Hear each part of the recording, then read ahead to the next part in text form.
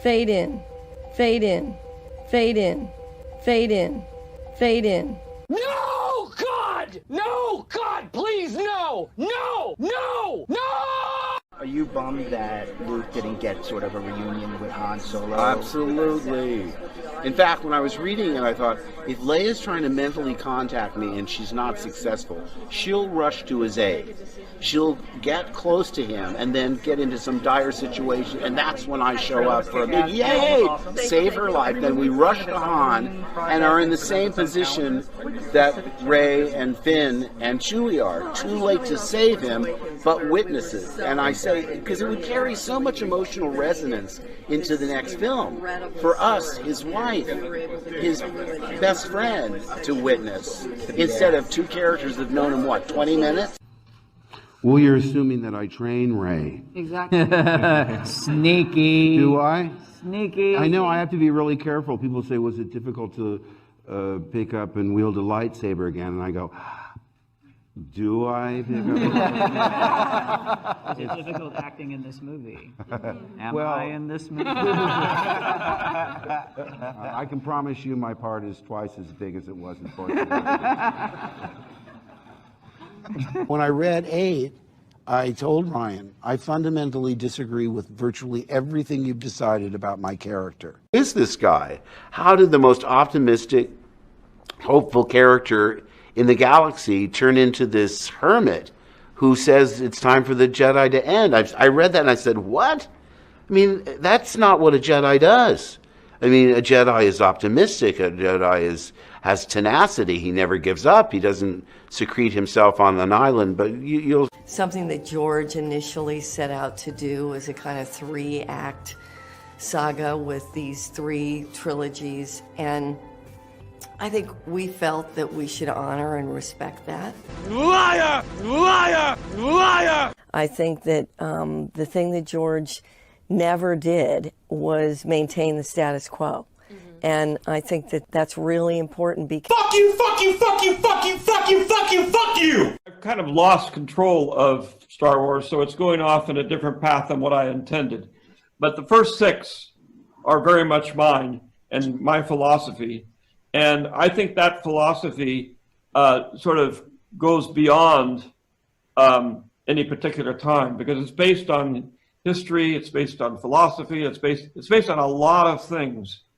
And you know, the first 3 basically tell you how a democracy turns into a dictatorship, and you end up with a tyrant, the emperor. It's a very important now, where we are now in our political history. And as always, may the Force be with you.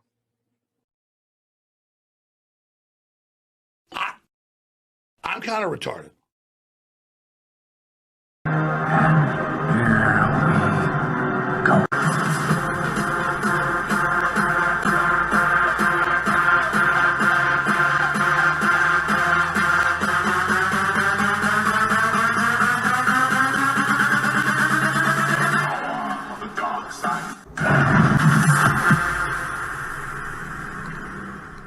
Fade in. What's up, all my Ewoks, droids, and Wookiees? It's Anna, also known as that Star Wars Girl, and today, doing a very special episode of the Matriarchy, I have a celebrity guest host that's going to be joining me. Now, you've probably seen her over on YouTube or on Twitter, kicking ass and making the, the certain people scream and cry at the top of their lungs. It is the one, the only, Mara Jade. What's up, Mara? Yes, I think my reputation precedes me. It does. It really does. I remember first time I heard about you was on Twitter, and was like, I remember I got into my first Twitter battle, like, oh, Anna, you got to check out Mara's Twitter. And I was like, all right, I'll go check it out. And I was like, oh, shit, even I wouldn't say that. Oh, yeah. I don't know if it's just a, like, don't give a damn attitude, really, or, like, military, like, background in me. But I'm like, you know what? Like, fuck it. I'm going to drop a bomb. Like, fuck it. I'm going to drop a bomb on you. Well, it works. I'm just surprised you haven't gotten like a perma ban yet. Oh, geez. Yeah, I'm actually surprised too, because I've like towed that line. Ooh. Like after my second like time in Twitter jail, I was like, I kind of like not say neutral, but I was good, like quote unquote good. I was like watching what I was saying, and now it's like, where can I toe the line where it's like I can like make them cry, but they can't have anything against me to claim to report me to Twitter. Yeah, I've been doing the same thing. It's like I try not to use like he or she, because then they can, even if it has their pronouns in their bio, they can just report you and say, oh, they misgendered me, and it's like an instant ban. So it's like I try to use old-timey language that these young kids wouldn't understand. So that way they're just, like I say daft a lot instead of calling them stupid. I'm like, that's just, you're so daft. And they don't know what that means, or they have to Google it. And even then the little Twitter bots don't catch that. But I've seen you say some shit. And I'm like, how does she still have her Twitter? I don't know. It's either they don't have the guts to report me, or they just block me because they don't want to like deal with me anymore. Because I don't know. You're lucky there. I'm like, I wish that they would just block me. They're just like, ooh, attention. Let's annoy her further. And I'm like, gosh, Mara's lucky. They just block her. They're afraid of you. I guess. Okay, I'm not trying to be humble here, but at the same time, it's like, yes, I have like a savageness to me, but my personality is that I'm actually very laid back. Yeah. I'm actually very laid back. I'm like chill. I'm like whatever. And then all you have to do is like touch a nerve. And it's like that's what goes on. And then I'm back to being how I normally am. Very similar to She-Hulk. There you go. Well, now I thought that was funny because the first time I ever interacted with you, I think, was on Twitter. And then I saw you on a live stream and I was like, well, she's not as scary. I'm not. She's actually pretty chill. I was like, okay, this is cool. But welcome to my channel, everyone. This is Mara. You also go by Jade Shadow on YouTube as well. Yeah. So like two names. You want to explain that to us a little bit?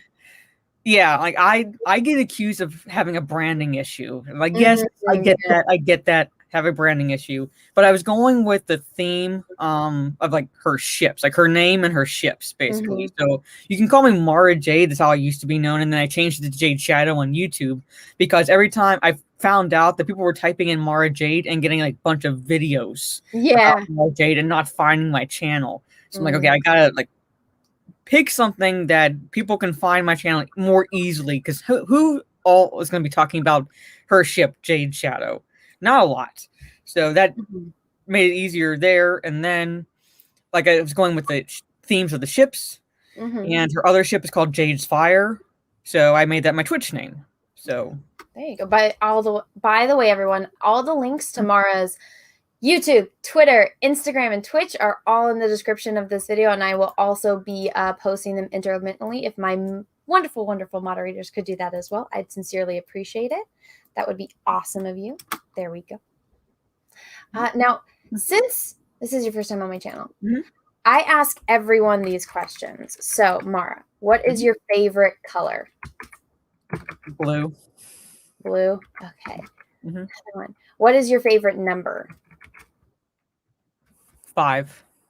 Hey, me too. And then if you were in Star Wars and you had a lightsaber, what color would it be and what kind would it be? Like, would it be a single bladed? Would you have 2 lightsabers? Would they be 2 different colors and double bladed? I got to go with my girl's Mara's color, and hers was magenta, and it was a single blade. Okay, so 1 single blade. All right. You were the first one to pick that. Okay. Yeah, so the reason why I do this is because my favorite color is yellow. And I've never met another person whose favorite color is yellow. So I was like, you know what? I'm going to go through, and every time I have somebody new, I'm going to ask them these questions and see what everyone answered. So you were the first one to pick a magenta single blade. But you are now on Team Blue. So Team Red is winning by 1 point now. Okay. It's like everyone is red. I just have an entire list of red, and then all of a sudden it's blue, and then 1 orange, 2 greens, 1 purple. It's just all blue. Not a single yellow yet, but I figured I would ask that to start off the stream. Well, understandable. Nothing against yellow. But always loved blues. Yeah. Are you a dark blue person or a light blue person? More like, if I were to like actually be narrowing it down, more like kind of like the teal shades of blue is my preference. So kind of like a little bit of green in there as well, but like still on the blue spectrum. Yeah, that side of the color wheel. That's understandable. I think blue is a pretty color. Yellow just makes me happy because I think of sunshine and the smiley face and happiness. So I just like yellow. It makes me happy. So when I saw Ray get a yellow lightsaber, I was like, fuck you. And I'm like, okay, you took a blue lightsaber and a green lightsaber, and all of a sudden you have a yellow lightsaber. I'm like, that's not how the Kyber crystal works, but whatever, Star Wars. Yeah. Like when have they like made like decisions that make sense? Never. Like even I know that's not how it works, and I learned that when I was in elementary school when mixing colors, basically. I know they just don't care anymore. And we were talking about this off air, guys, because we talked off air. But you're kind of burned out of Star Wars, huh? Yeah, it was. I like part of it was. Well, part of it, like I was just like tired of being angry. Yeah. And I was seeing how, like, if you want to be optimistic, more power to you. I'm not like trying to take it away from anybody, but I was like seeing how, like, oh, Kathleen Kennedy's going to be gone by this time, and her contract renewed, and like this is happening here. Nope, no. I'm like, you know what? You're over it. I'm over it. And I kind of walked away, and I shifted my focus to Lord of the Rings. And then now that's getting screwed over. There's no luck right now. Anime still luck. Still some luck. At least the Japanese are like, like basically fuck you to the West. Like we're doing our stories basically. So yeah. Well, so your name is Mara Jade, so I'm assuming that you've been like a Star Wars fan your whole life, right? And I'm assuming, is it safe to assume that Mara is your favorite character? Oh yeah, like basically she's my favorite character. I actually read the Thrawn trilogy initially out of order because they didn't have all 3 books when I went to the bookstore, and I read it when I was like my early teens. So I grabbed The Last Command, and I'm like, I like Star Wars, and this looks pretty cool. I'm seeing Luke fighting someone on the cover, and you don't know who that character is. So I started reading it, and I realized as I'm reading it, like, there's stuff that happens before this. And I flipped through like to the beginning of like the book where they have like little timelines. I'm like, oh, I gotta read 2 books to understand what's going on. Like, I have no idea what's going on, but this is fun. It's like, who is this Talon Card, and why is it's like, what is this Mara Jade hates Luke Skywalker? Why? Yeah. So yeah, my first introduction to Mara was they came out with the comic book 2-packs, and so my OCD was off the charts when I was a kid because I had, for every boy action figure, I had to have a girl. And it didn't matter if I had like 10 Padmes in the same outfit, as long as there was the same amount of boy action figures as girls. I was the same way with my Barbies. I like went crazy at. I don't know. I feel like my OCD was even more intense when I was a kid than it is now.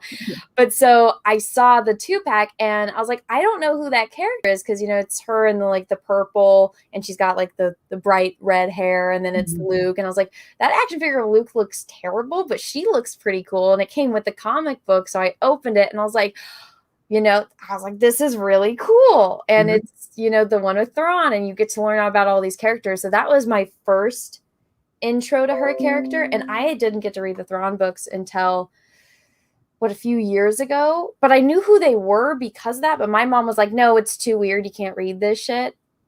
But like the action figures were okay because they were kind of like Barbie. So they were kind of girly. But I was like, geez, where has this been all my life? And then did you read the Thrawn duology? I think you did with the book club, right?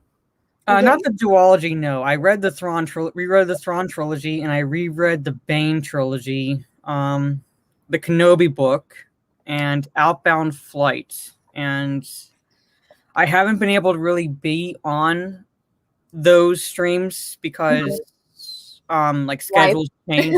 Life happened and schedules change, and I'm like, so, but it was like fun when I used to do them, and so. But I think that's like what the books I reread.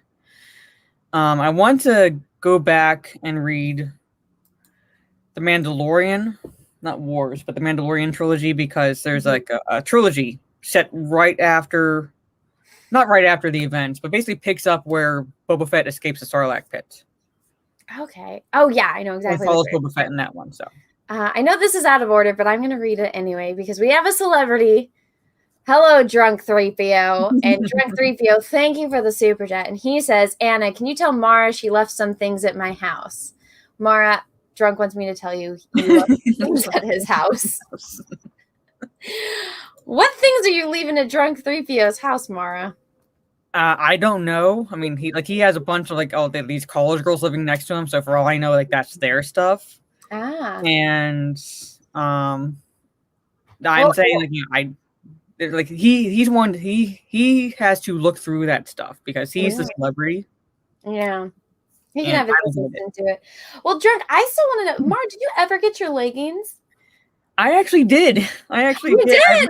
I actually did. I've not been able to take a picture with them on because I finally got them, but I kind of gained just a tad bit of weight because of the COVID 20. So I'm I gotta get back down to what I was, so that way I can take a picture with them on.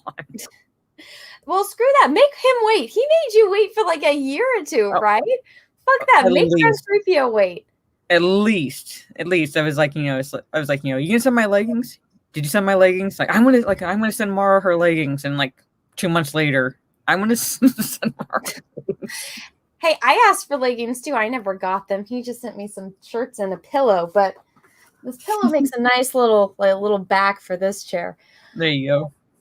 It is what it is. But hello, Drunk. I see you in the chat. Thank you for taking time out of your busy celebrity schedule to come and chat in my chat. Welcome. And thank you, everyone else that is here. There's 262 people. Please smash the like button, please, and thank you. And once again, if you are not subscribed over to Mara's channel, go and do that. It is the pinned comment in the comment section here on the chat.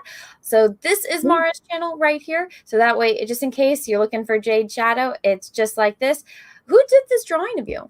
Zevius. I don't know if you follow him on Twitter, but Lethal Lighting commissioned him to do a banner for my channel, and that's what he did. Yeah, I saw this and I was like, maybe she likes yellow. Maybe I got a team yellow over here. And then you killed my soul. But it's okay. But yeah, so he did drew you as Mara Jade. Is there a full, a bigger picture of this? Because he did a good job on your face and your likeness. Oh yeah, I mean, I'll try to find them because that's just the banner. So let me see if you go to my Twitter profile. If you go to my Twitter profile, I have a banner there. Let's see. So there we go. That's awesome. And I like how he even gave you the lightsaber too. So yeah, so that's what it basically looks like. The banner looks, it does look off a little bit, but he had to do it in the way because it had to fit. He moved this up here a little bit. It still looks great. One of the most difficult things about doing a portrait is getting the likeness right, and he nailed your face.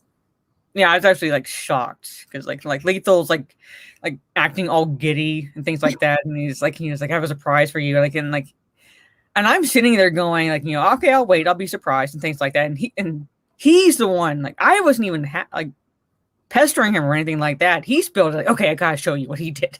He's Aww. So, that's nice. Yes, he's adorable. He was very sweet. But yes, I found out that's what he did with Zevius. So if you like that type of art, it's Xeviuss on Twitter. Yeah, it's the profile picture, and it's got the pin and the blue and the orange, right? Yeah. He did Jeremy's little profile picture too, right? I think so. But he does really nice artwork. So if you're on Twitter and like you said, give him a follow because he does that type of stuff, and he's very cool guy. Yeah. There you guys go, and make sure you go follow Mara on Twitter as well. And once again, my amazing mods have been dropping the link for her links, her Twitter, her YouTube, Twitch, and Instagram in the chat. So thank you very much, everyone, for that. That's good that worked out with Lethal commissioning that for you. I used to give all of my family members and like friends like art, and I'm like, I spend all this time doing something that I felt was like heartfelt, or I get like a friend and like I do a commission for them. And I found that the people that I did all of that for, they didn't care. And it's like, oh, so it's really hard. I feel like everyone's taste is so different. Mhm. And so like, especially when you're giving them art. And so I was like, ooh, so I've gotten back on like doing that, and I won't do that anymore unless somebody specifically asks. But that one is awesome. That worked out for both of you and Lethal, and it looks great. Yes. Oh, look who it is. It's Rhino. What's up, Rhino? Mara's here. Hi, Anna. Love you guys. Thumbs up, heart, cheers. Well, hello, Rhino. Yes. Good to see you. I know. Me and Mara were talking off air. I was like, I realized because I don't really like streaming on my channel as much. Like, unless it's games and stuff, I much prefer going on somebody else's channel because it's like I don't have to worry about anything, and I just get to sit there and have fun. And so I get that. Well, so I realized I'm like, well, I don't feel like I know I'm antisocial, and I know that's a big problem that I have. But I was like, oh yeah, I've streamed with Mara before. Yeah, I've streamed with this person before, this person. But then I realized I'm like, oh yeah, but those are on other channels. I haven't had them on my channel yet, right? Yeah. And so I was like, I'll hit you up and I'll see if you want to come on and we can just hang out for like an hour or two and just chat and, talk about news and stuff. Cause there is news. Yeah. That look on her, like tells you what kind of news we have to talk about. I know. Fun news. I'm going to hit the super chat before we get into it because David R. Holy shit. Thank you for the $60 super chat. Holy shit. Thank you. Hey, Anna, hope all is well. Oh, well, thank you. I appreciate that. Things are better. Yesterday was not a good day. It was the second anniversary of my sister passing. So not a good day yesterday, but people were nice and sending me funny things. So I do appreciate that. And, it is what it is. I'd rather spend my time laughing and around cool people like Mara and, no problem. But yeah, I'm doing better today. My mother's not doing so well. So everyone think of my mom, and if you pray for her because she's not doing well at all. But anyways, aside from all that depressing stuff, let's talk about stupid shit that Hollywood's doing. So Mara, what was it that you were talking about with the Black Widow? Do you want to give a kind of an intro into this? Yeah. So basically, I saw that tweet and I was reading. So basically, like I'll read the tweet. Like and the guy who wrote this looks like he's a feminist ally. Just so you know, because like Lethal brought the article on the stream he's doing, and it says Black Widow not only passes the Bechdel test, which is like a fake test. Why they even use that at all, I don't know. But passes the Bechdel test. It forces men to scream as it puts them in their place. It's a solid comic book tentpole that excels as a boring movie but falls into the third act MCU messiness. So basically, to sum up, in other words, men, this movie isn't made for you. Of course not. Well, since you and I are both women, I mean, I am assuming your gender. Is that okay? It's okay. Assume away. Okay. I'm assuming we're both women here. How do you feel about the Bechdel test? I think it's one of the stupidest things that feminists have come up with, and they've come up with some doozies. And I'm just coming in from the perspective that I grew up just appreciating films. It didn't matter like if it was like predominantly male cast or predominantly female cast, as long as like the characters were engaging and the story was good. Yeah. It didn't matter. It didn't matter what their conversations were. It didn't matter like how many of each gender was on screen, how many of each skin color was on screen, because movie entertained me. So I'm coming from that perspective, and now I'm like, this Bechdel test is out, and it's like, oh, we have to check off all these boxes. How many women are in the movie? Check. Do they talk about anything other than men? Okay, check. And it's like, I'm like, if you're watching a movie with that lens, then you're not a film fan. You're like basically a social activist looking to tear apart a work of art. And that's my perspective, basically. It's like I said, I grew up I grew up on the nerdy shit, and I never crossed my mind. I was never brought up to at all judge anybody based on their skin color, gender, or sexuality, or anything like that. Just watch a movie as is, appreciate it as is. That there it goes. And then now we have this. Now we have this standard for films now. Yeah, I think I'm right there with you. I think it's absolutely ridiculous. Because at the same time, I'm like, well, who cares if girls talk about boys? Because newsflash, girls do talk about boys. You know, that's not an uncommon thing. And I was having a conversation with somebody because they were like, oh, because it was actually about Legally Blonde and how Legally Blonde is sexist. Like, why is that sexist? Like, oh, it's because she goes to a nail salon to go and like talk and vent to like another woman. And I'm like, but we do that. We like, do that. Like that's actually a thing that we do. And I mean, well, I honestly, I thought the most surprising thing about that was that everyone working the blue beauty salon was white, because I'm like, I've never seen, unless you go to specific ones, I was like, usually the people at beauty salons that are working there aren't typically, especially nail salons, aren't white. So I was like, that was the only thing that I thought was weird. But I'm like, I've never been to that part of the country. But I'm like, how is that sexist that a woman went and did a thing that a lot of women do, go into any nail parlor? I guarantee you it's going to be at least 99% women in there. Like, that's not I don't think that's sexist. That's the normal thing that girls do. No, it's not uncommon. I was watching an old Simpsons cartoon where like Homer, I guess he finds out he's an idiot savant with the scissors, and he like tries his hand at being a hairstylist. Oh God. And he goes into Moe's tavern and starts complaining about how like the women are kind of like venting all their problems to him, and like Moe's just like, really? like really? So basically the stylist is kind of like the bartender for guys. Basically, he's like, we vent our problems to them, or that's true. Yeah. So, but like it was done in a humorous way, but at the same time, it's true. Like that's what we do. For people that don't know what the Bechdel test, it's basically something that feminists decided to create. So there has to be a scene in a movie. It's just see if a movie passes the Bechdel test. Is there has to be a scene where two women are talking and they don't talk about men or boys or like their love interest, basically. And so it's like, well, these movies don't pass the Bechdel test because women only talk about boys. And it's like, okay, but women do talk about boys to their friends. I mean, every time I go and hang out with my girlfriends, we do talk about boys. That's not out there. That's something that we are interested in. I don't know what boys do because I'm not a boy, but I'm assuming at some point they do talk about their partners, maybe. I don't know. I'm just assuming it's a natural part of life. But so it gets really stupid because what if that's the point of the movie? Because obviously the Titanic doesn't pass the Bechdel test, but does that take away from the movie? Because what if the plot is a romance, or what if that is a crucial part of the plot? And so it devalues that.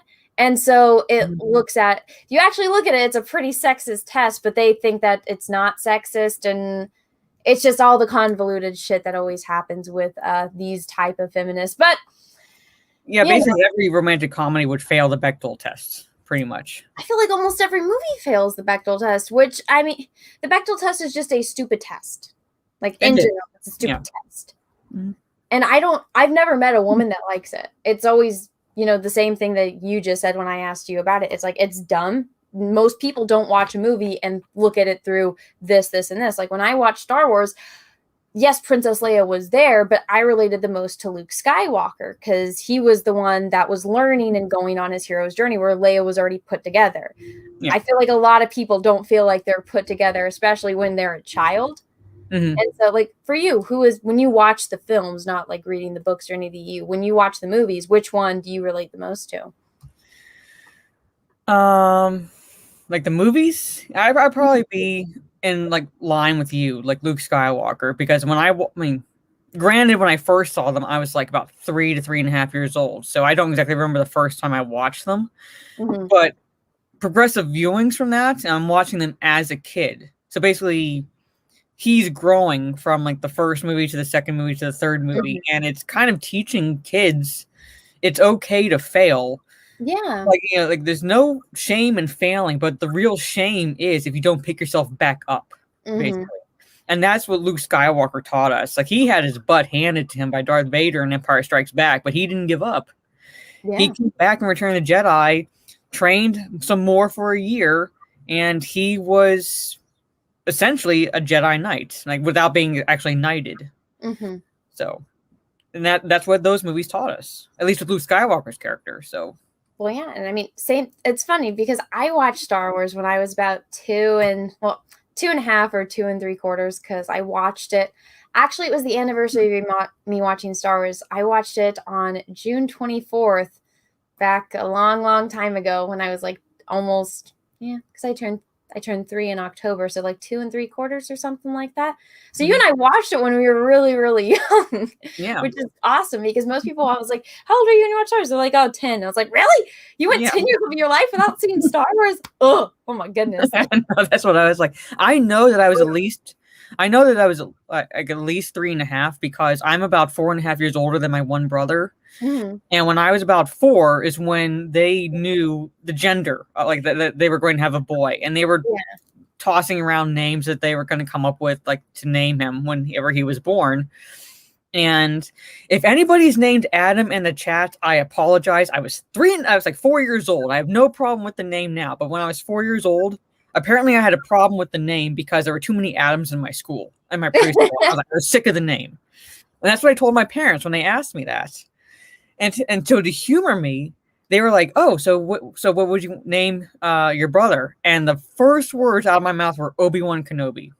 Oh my God. First words out of my mouth were Obi-Wan Kenobi. My parents laughed initially, but then they remembered he went by Ben Kenobi, and that's how my brother got his name. So your brother's name is Ben? Mm-hmm. Oh, yeah. Because I just Obi-Wan Kenobi. No. So that's cool. So does your brother resent that, or he's like, God damn it, you named me after Obi-Wan Kenobi, or does he think it's cool? He thinks it's cool, but I kind of like poke the bear, and I'm like, I named you. You owe me. I named you. So, but he thinks, like, we were all pretty much Star Wars fans growing up, because my parents were like, my mom was never really into romantic comedies, which is kind of like odd. Yeah. But she and my dad loved like film noir movies, old science fiction, fantasy, action, things like that. So I literally grew up watching stuff that most, I guess, normal girls, for one of a better way of putting it, watched. So I was like watching stuff like Alien and Aliens and Predator and Star Wars and all that. So it like never fazed me at all growing up. And like it was the same with my siblings, basically my 2 brothers and sister after me, essentially all like pretty much nerds growing up as a result. Lucky.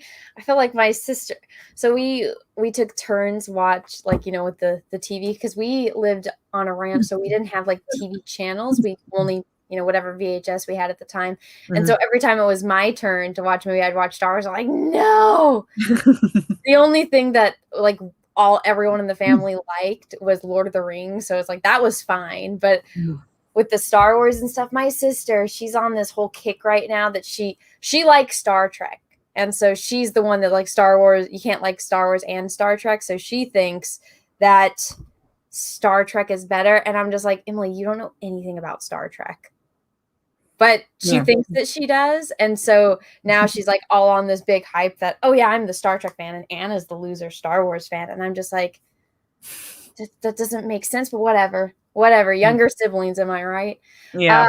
I just saw the super chat come in, and I apologize, guys. I am reading them out of order, but this one is directed at Mara. Paul Blunt, thank you for the super chat. Hey, Mara, is drunk a passionate lover? Well, you would have to ask the college girls that. I feel like there's some kind of joke here I'm not in on, but that's okay. Thank you for the super chat.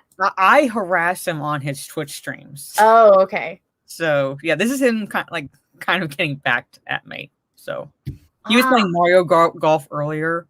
Oh God. And he made a comment about he had like nothing, something about his dignity or something like that. It's like when he was playing, and I typed in the chat, "You play Fortnite and Mario Golf. What dignity?"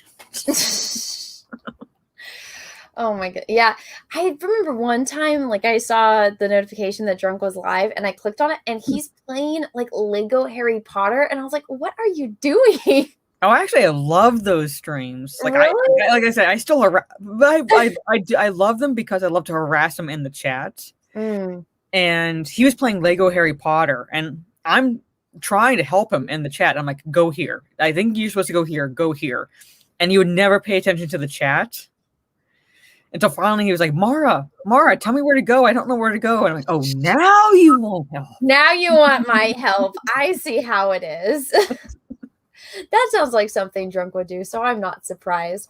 But thank you, everyone, for the super chats. I know I am reading these out of order. I'll read the first, aside from Drunks, the first two that got sent in, and then we are going to get back and talk about this topic. So guess who's coming to dinner? Thank you, Mr. Jet. My favorite lightsaber color is dark green. Oh, well, nice. Runs with Phantoms, thank you for the super chat. Jade, cyan, turquoise, aquamarine, teal, or viridian.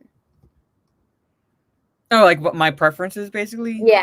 It probably like it's not like the teal more. Like it's my preference. Mm-hmm. Honestly, viridian is more green than it is blue. I mean, I paint with it like every day. So, like this is, I don't. So for those that don't know why my camera is all freaked out, the software update for my webcam did a thing, and so it removed the old software for my webcam for the settings, and it made me download this new one, which sucks, which is why I look like this, which is why I haven't been on like camera. But I don't know if you guys will be able to see it. This is viridian. Like that. Yeah, that more green in it. Yeah. Yeah, it's way more green than it is blue. It is a cool green, but it's definitely a green, not a blue. But those are all nice colors. Personally, out of all of those, I really like cyan. I think maybe it's because I'm kind of biased. I really like the word. I think it's cool. I don't know. Maybe that's just me. But yeah, back over to Black Widow. So for Marvel, even before reading this, I don't know about you, but I am just so burned out on the MCU and superhero movies. I feel like they got so, like, it was such on an uphill, and then they literally plateaued, and now they're just falling. I really don't have any interest. I'm like, okay, yeah, I've got old and he's gonna die. Tony's dead, which I thought was stupid, and I don't know how you felt about Endgame, but I was so hyped for Endgame. I'm like, I've been waiting for this since 2009. I'm ready. Me and my boyfriend went to the movie theater. We're sitting there. We're excited. And then I was like, okay, this was my thing. When they go to see Thanos, and he's like, oh no, I destroyed the stones down to a molecular level. And I was like, this is where Ant-Man comes in. That's why they were in like the Ant-Man suits, is because they have to go to like the quantum zone, or no, that's not the right word. They have to go to whatever that realm was that Ant-Man went into in like Ant-Man and the Wasp movie. And I was like, and they all have to go and they have to search for the Infinity Stones that were reduced down to like the atoms. And I was like, oh, that's actually pretty interesting. And that'll make Ant-Man like an even bigger part of the Avengers. And they're like, no, we're going to do time travel. I was like, oh, fuck this. I'm out. And they explained it in one line, and I was still trying to process like the last few lines. So I missed the one line. So the rest of the movie, I was frustrated. I'm like, what the fuck is going on? None of this shit makes sense. And then when Thanos shows up, and I'm like, okay, Tony and Steve literally went back in time to get more vials to bring everyone into the future, to, get themselves back into the future. But Thanos can use one and get his entire fucking army. I'm like, this doesn't make any fucking sense. So that's how I felt about it. So with Black Widow, I'm like, she's going to die. Yeah. I don't really care. And that's how I feel about it. What about you?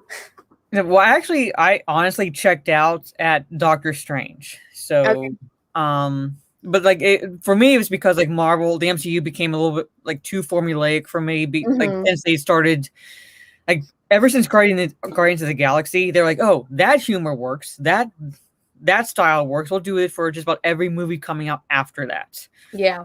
And so I kind of got burned out, but at the same time, like I was trying to understand the time travel parts as well, and Lyndon's even tried explaining it to me.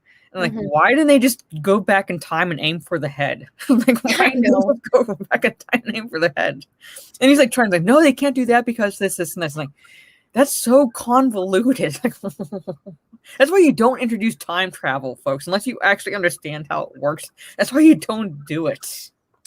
It just, everything about it just bothered me, because my biggest irritation is I'm like, okay, these people are all supposed to be, light years smarter than everyone else on the planet. I mean, you got Tony Stark, you got Bruce Banner, you got those two together, and the best they can come up with time travel. And like, this is fucking stupid. I'm just a normal person. If I could think of a better plan than them, and it's not a comedy, which I know Marvel is a little comedic, but it's not supposed to be a Step Brothers type of comedy film where it's okay for them to be stupid. I'm like, these are supposed to be some of the most intelligent humans to ever live. Yeah. And this is what they come up with. I mentally check out of the movie. Yeah, pretty much. Like I said, it's like I said, like I kind of checked out before then, but it's the formula essentially. It's kind of like the formula where they have to. That's why I prefer like the older Marvel films before Kevin Feige took over, because at least like from Iron Man to Captain America to Thor to even Edward Norton's The Incredible Hulk, each one felt different. Each one like was set apart. So depending on what tone you preferred, whether it was the like snarkiness of Tony Stark, the all American Captain America, or the Shakespearean structure essentially of Thor when Kevin Branagh directed the first Thor movie, and you could at least have like something where it's like it set it apart, and this is the reason why you liked it. But progressive MCU films, while I did initially get into it with Avengers and everything, I started feeling like, okay, a joke's gonna land here. Okay, there's the joke. Okay, there is a tender moment here, but it's gonna be offset by humor here. Boom. Like you can kind of call it. And that's when I started checking out. It went from making something from scratch, like, you're baking a cake from scratch, to all of a sudden now we have a box. Yeah. And you get the 3 eggs, the oil, and the water, and you mix it, and then you put it, and you bake it, and it might get this color frosting or this color frosting, but it's so generic now that it's not even interesting. Like, I didn't think, like, I don't particularly like the Thor movies. Like, they're not my go-to Marvel movies to watch. But that being said, I really like Loki. And my favorite movies are when it's about friendship or with Thor and him because they're brothers and the dynamic between them. So I know a lot of people didn't like the second Thor movie, but I like the dynamic between him and Loki, and like just the stuff with his mother, and like when he gets rid of the illusion, you could see like what's really going on. Like, that's deep. Yeah. I like that stuff. But that worked in that movie, that dynamic, because especially when like Thor is like, Loki's imprisoned in that like glass structure, and Thor walks in and he's like, I want to see you. Like, even Thor comes in, like, knows like this is like you're like warping like my perception. Like this is an illusion. I want to see how you really look, and like the illusion just like dissipates, and you see just like all the like whatever was in there just like broken and everything, and like Loki's like on the ground, and that tells you he really cared about the mother. Like, he knows that he's adopted, he knows he's not exactly part of the family, but he had genuine love for the mother, and then you find out later he did actually have genuine love for the father too, like as his character grew. Yeah, I mean, which shows that he's able to be compassionate, and he's able to have empathy, and now they're just completely destroying his character. Take in mind, though, I haven't watched all of the Loki episodes that came out, but I don't know, it's not even a cheap knockoff of what we had before. It's a cheap knockoff of the cheap knockoff, and it's just like depressing. With this Black Widow movie, I'm like, this should have came out after Iron Man 2, right? Should have came out after Iron Man 2. And shortly after that, yeah. I think she's one of those characters that I like her more the less I know about her. I like that she has that mystery that we don't know her background. And I'm okay with her only revealing like a tiny piece here and there in each Avengers movie, which is kind of what happened at first. I still don't get the romance between her and Hulk. I don't know, maybe she saw him when he was hulked out and not wearing anything, and she's like, I don't know. Maybe, I don't know. I don't get it. Personally, I'm like, Captain America is right there, but you want that guy. All right, I don't get it, girl, but I don't know, you do you. Yeah. But with this movie, I'm just like, why now? Why didn't you do this after Iron Man 2, which would have been a perfect time, because she just got introduced in Iron Man 2. Everyone's like, whoa, ScarJo, she just kicked some ass. I remember that scene in the hallway, which they use now for the picture about how she was too sexualized. I'm like, she's wearing the same thing. She just has better hair and better makeup back in Iron Man 2. Yeah, and like what they don't seem to understand is that it's like like hypersexualized does not mean that she's like scantily clad. Basically, like you can still come off as sexual, like a sexual nature, and still be essentially covered up in her black suit, like she was. It's the air that you present. It's like the persona that you present, and that's what she presents to the audience. That she is a woman who will use her sex. Yeah. Because that's what she was trained to do, essentially, as an assassin, as a spy, and everything like that. So she's going to essentially be hypersexualized, but that's her personality, not how she looks. But they're concentrating on how she looks. And I'm like, no, that's not how it works. Well, I mean, even right here, I mean, look, if you go and look at Iron Man 2, and I mean, I noticed this because I don't know if you saw the picture that was going around. I found a picture of me when I was little. My mom literally gave me a bowl cut. So I had like I'll see if I can find it. I had a little boy's haircut, and it was the worst thing ever. And so now I'm super, super anal about my hair. Like it has to be a certain way. And even if like right now I'm trying out the side part instead of the center part. And even now I'm just like, I don't know if I like it or not, but I'm super like crazy about my hair. And it makes me pay attention to other people's hair. And so with her hair in Iron Man 2 was beautiful. And now it's like even when they cut it a little bit shorter for Avengers, I didn't mind it, but it was always curled and it was always done. It always looked good. And then in Endgame, they gave her that like braid, and it's like the messiness. And I'm like, this is still a wig. We can all see that it's a wig, and it's got those waves to it. But I'm like, this is supposed to be like a prequel to something, right? And so what happened now? You wanted us all to believe that she had curly red hair, and now you're changing the hair color and you're giving it this wave thing. What's going on? I don't know. I don't know like what their intention is. It's kind of like they don't really pay attention to the other movies, which is like what the impression I'm getting is that oh, this red is close enough, or this wave is close enough. Basically, it's like whatever. That's about as much effort as they're putting into it. And I'm kind of like with you where it's I never had the bowl cut, but I had the forced perms. Oh god. Yeah. So and then I got to a point when I was like in middle school, and I'm lopping off my hair, get it nice and short, because I'm like sick of this. Like I'm not going for another perm again. Cut off my hair so it's like short, and then I like started gradually growing it back in high school. So now it's like it's the length I want and it's the style I want. So I'm like with you on that. And you're like, I'm keeping it this way. Yeah, but this like here, it's like I don't know. Her hair also looks lighter. It is. I know this is supposed to take place between Civil War and Infinity War, I think. But it's like unless she like keeps dyeing her hair a certain shade of red, her hair was I think darker or somewhat darker. Well, she had so it's in Iron Man 2. So if it's between Civil War, well, because then she did where she chopped it and she bleached it, right? But so even this, it's not consistent with who she is or the way that they were trying to, physically display her. But my thing, it's like, okay, so they make all of the women, like they take away the things that we actually do. Like we do our hair, we do our makeup. And even though she is wearing makeup, even though she is wearing a wig and her hair is done, they try to make it less feminine, but then at the same time, they allow the men to get all jacked up and like really, really sell them as like sex symbols. It's like, oh, that's America's ass right there. It's okay for the guys to do it, but it's sexist because Black Widow had that awesome hallway scene where she kicked all the dudes' ass and she looked great doing it. Like that's not okay, but it's okay for the guys to do it.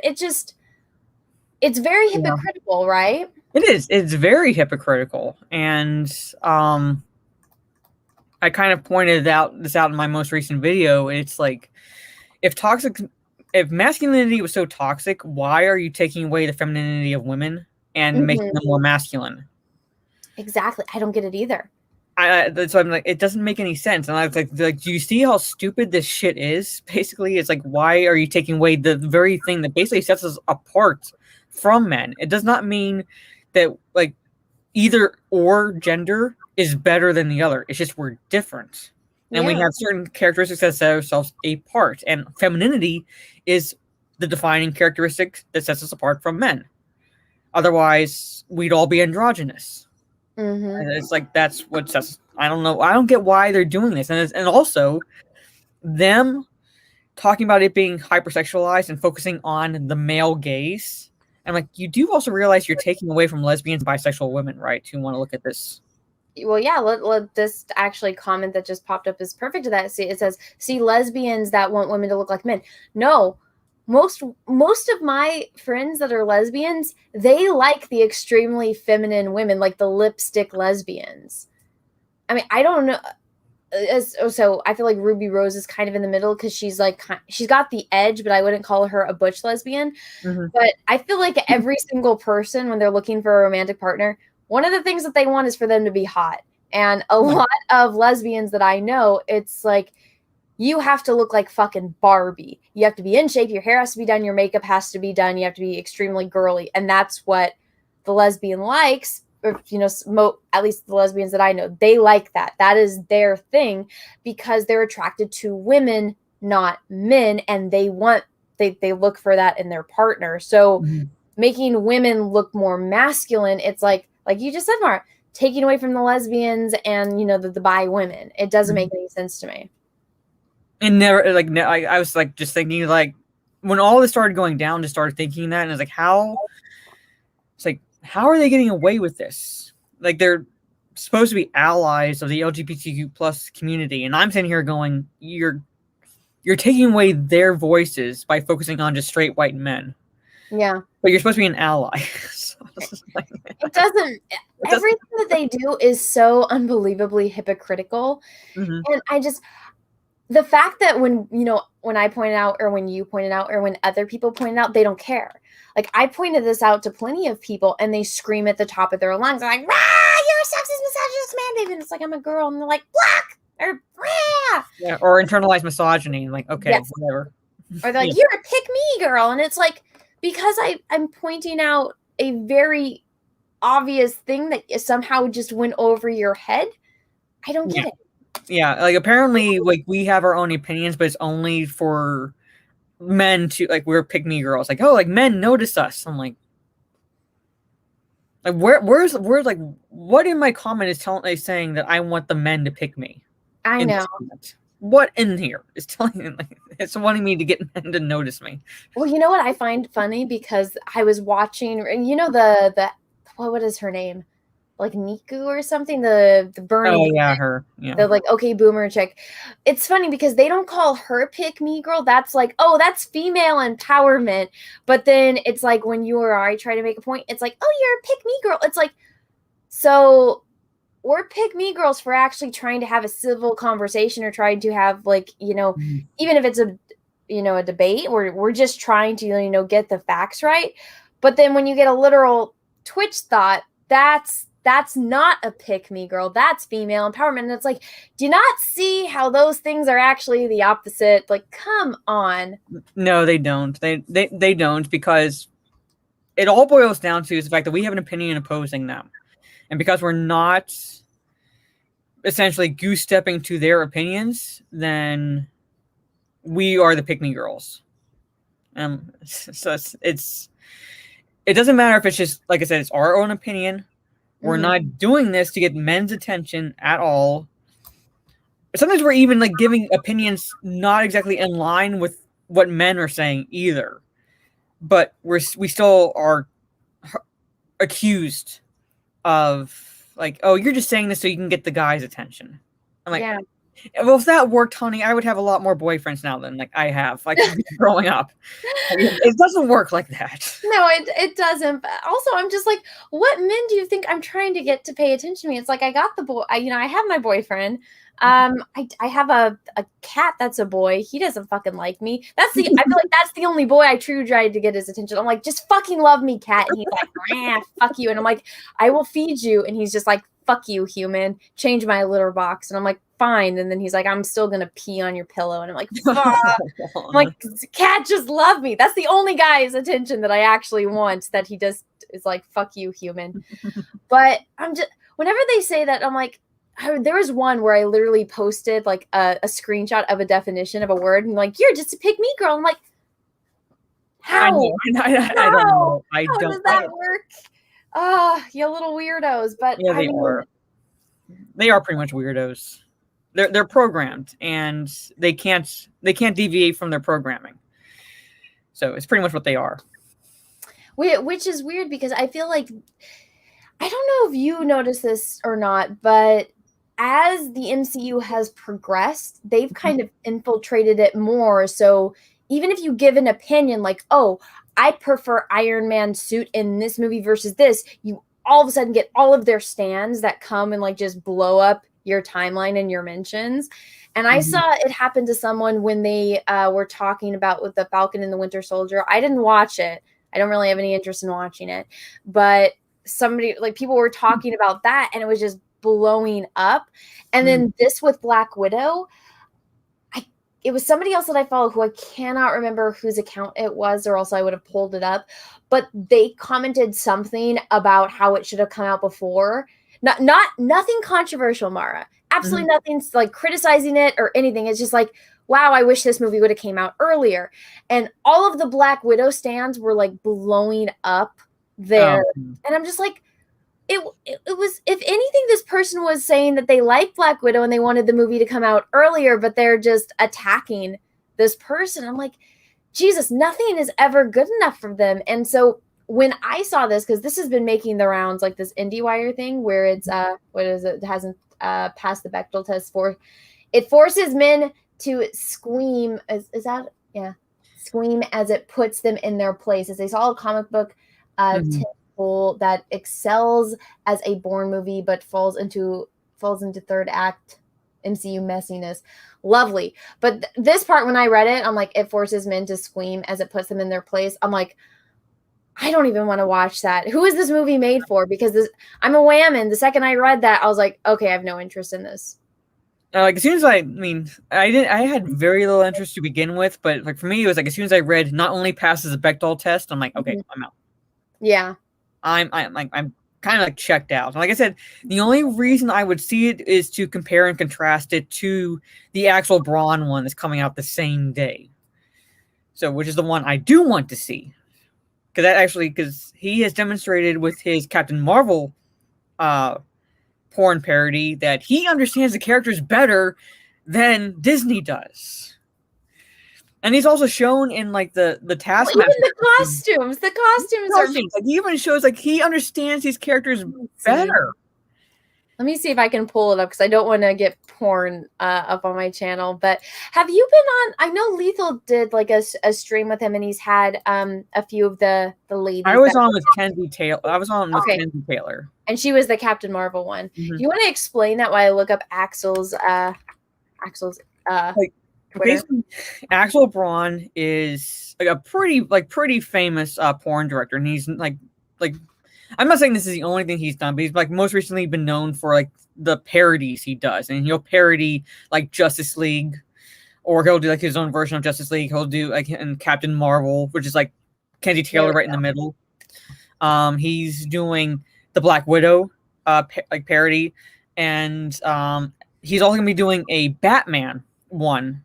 But it's going to be like a series. It's not going to be like a straight movie. It's going to be more of a series. And Kenzie Taylor is playing Harley Quinn in that one that he's going to be producing in the future. But what also sets him apart from Disney is that he actually uses the source material when he's making the movies. So he'll go, okay, I figured out like this Black Widow movie is going to take place from this part in the comics to this part in the comics.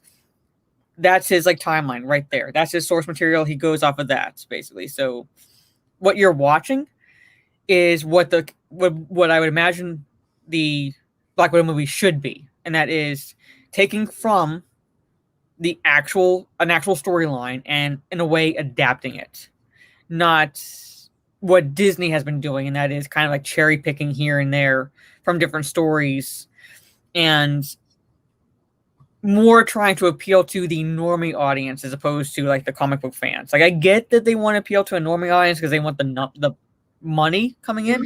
You kind of can't just appeal to the comic book fans, but at the same time, Axel Braun has shown that you can do that and still be relatively respectful of what you're drawing inspiration from. And that's what he's done. Well, with him, remember when it was the big controversy about like the Brie Larson, oh, you like don't tell me to smile kind of thing. I'm like, okay, well, Kinsey's not smiling here, but this is far better than the actual MCU Captain Marvel. Like, Brie could have done this, and they could have lit it like this, have her hair blowing, get some cool dynamic lighting going on, and it would have been fine. But instead, they have Karen 2.0 in a really ugly superhero costume. Like, even the costumes are better. Yeah, it's basically Captain Resting Bitch Face. Is how she looks on her poster, basically. Captain Karen. Yeah, it's like you know, like the subline on the poster is like, you know, let me see your manager or something like that. Like that's like that's her tagline or something. But the Kenzie Taylor one, and like what I also appreciated of like the movie itself is that it kind of takes shots at the Captain Marvel movie in some of the dialogue. It does. It takes some shots at both the movie and Brie Larson in a way in the movie. Yes. I haven't seen it. So, but so can I ask, is it actually a movie, or is it like just, you know, the typical porn where it's you know, there's the setup, then there's the deed, and then there's another scene which is the setup, and then another deed. In a way, it is kind of like the setup, the deed, and like, you know, but it does. He does feel like it does feel like a movie at the same time. So yeah, you're going to have those breaks. Like just obviously, you're with like explicit sex in it. Yeah, you're obviously going to see it is a porn. So you're obviously going to see that, but it actually does feel like a movie as it's progressing. So it doesn't feel like it's like, okay, we have to get to this scene. Okay, next scene, and it's like kind of like feels like jarring or something like that. No, it actually flows. Okay. So yeah, it feels like a movie. Doesn't the Captain Marvel one, doesn't it have like other superheroes in it too? Yes, you see Deadpool at some point, and you see Jean Grey at some point near the end. The actual Captain Marvel that they could have taken inspiration from, they're all about diversity, and they picked the blonde Captain Marvel. But there was a Captain Marvel before Carol Danvers that was black. Yeah, Monica Rambeau. And they introduced Monica Rambeau in this. Let's see. I mean, I only watched it once, so I'm trying to figure out. But I think, like, other than the scrolls and things like that, and the guy that's acting in, like, for Jude Law's parts, I think those are the other superheroes I think he added. Okay. Yeah, I think I saw, like, promotional images for it. And then I remember, like, Lethal was covering it a lot and, like, sharing stuff. And I popped in for a little bit when I think they had Kinsey on, but I didn't get to catch all of it. But I was just like, it was funny seeing like the comparison of just looking at the image, the promotional images for it. And it's like, this looks like a Captain Marvel movie, not a porn parody. Yeah. And then you look at the actual one and it's like, the porn version is doing it better and marketing it better than the entire MCU. Even like the Batwoman. And I'm just like, oh dear God. Like, yeah, I think Ruby Rose is very pretty. And I think the new girl that they got to play Batwoman, I think she's really pretty too. And then they put her in that thing and it's like, what did you do to this poor girl? Yeah, I know. Like, look at the Batwoman in like the background. Like that actually looks like Let me Batwoman. see if I can find a non-explicit photo of it. Let me open this up in another tab because I'm not scrolling through his timeline live. Yeah, you got it. It's not exactly safe for work, some of the things he put. No. Oh, is this the no I'm trying to see if I can find it, but that, oh wow, I didn't even see this Black Widow one. Okay, let me bring this over. So a little bit of an ass shot, but wow. Yeah, that's Lacey Lennon, which Lethal, Lyndon, and Rhino had on one of the full Aussies recently. So she plays Black Widow in the upcoming movie, and she seems like pretty cool. And she looks like Black Widow. Like basically, she was saying how on the stream that she was called. I think she was called by Axel, and she was like, and Axel was telling her that what he was thinking about doing aka the Black Widow movie, and she's like, "Please tell me that you're calling me because you want me for the role, not because like you're actually just confessing that you want to do this to me." And she said she walked into the meeting with him, and she said she likes wearing like long sleeves and things like that. So even if it's warm weather out, so she was wearing like basically like well put together with a long coat and things like that. And she said she walked into the meeting, and he's like, "Oh my God, you're Natasha Romanoff, basically, and this is the Black Widow we're gonna get." Oh, that's awesome. Like look, like basically, like, oh my God, she's hypersexualized and she's wearing the same stupid, the same shit that Scarlett Johansson was wearing. Bless you. Thank you. And Iron Man 2, like when she like donned her Black Widow outfit, like what she's become known as, and actually was fighting as Black Widow, not hiding as his secretary throughout most of the movie. Well, honestly, seeing this picture, I wouldn't think that this is a promotional image for porn. This looks like a really good cosplayer. Yeah. You know, it's somebody that actually cares, which, I mean, I'm assuming he does, considering he's doing this. Even the one with Kinsey, that looked like a professional cosplayer that really likes and has a lot of money. And he has a lot to say. He has a lot to say in how the costumes look. Like, this is a guy that basically knows his comic book lore. So when he designs his costumes, you can tell that he's not just like throwing something together because it looks like something that Black Widow would wear. Like, that is like something that's like you can actually like looks like she stepped off the comic book page and into a live action shot. So, and this looks great. This looks like a comic book turned into a movie, which now it's weird that they make it comedic, but then they want it to be realistic. And then they don't like, oh, well, women don't actually look like that. And it's like, hello. Have you seen a lot of women? I know, like, so they accuse like all of us of being man babies that live in a basement, right? But it's like, but we actually, I was like, are you just like talking about yourself? Because you don't seem to know what women look like based on the way that you draw She-Hulk and the way you draw female characters. Now, it seems like you only have men to look at based on the way you draw female characters. And then it's like you actually see real women. And yes, I am aware that some women that work in the adult industry do have enhancements done to themselves for their job, which is fine. You know, you do you. But I mean, they're still a real person just because, I mean, this isn't my real hair color, but I'm still, that doesn't take away from the fact that I'm a real person, right? Just like women that work in the industry or this industry, you know, do things. They're still a real person. They can still look like that. It is physically possible to do that. But the people that are in charge of the current in Marvel and DC comics, it's like we can't have women looking like women, so we gotta like make She-Hulk look like Abby from Last of Us Part 2. I'm like, I don't know what's going through their head. Yeah, that's like one of the promotional posters. Yeah, see, that's awesome.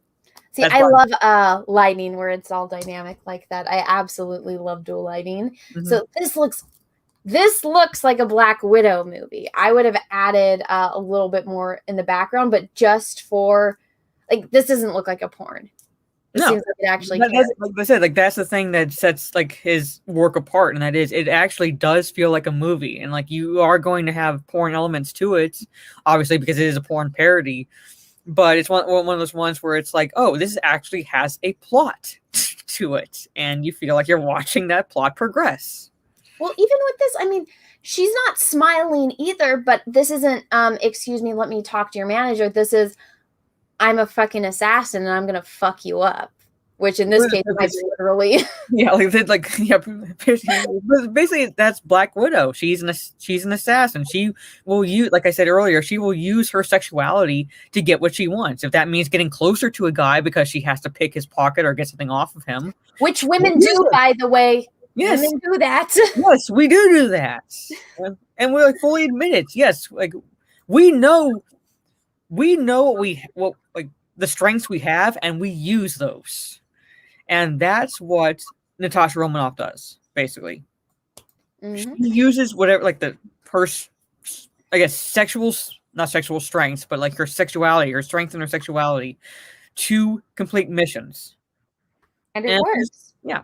And she's fine with it. That's like her part of her job.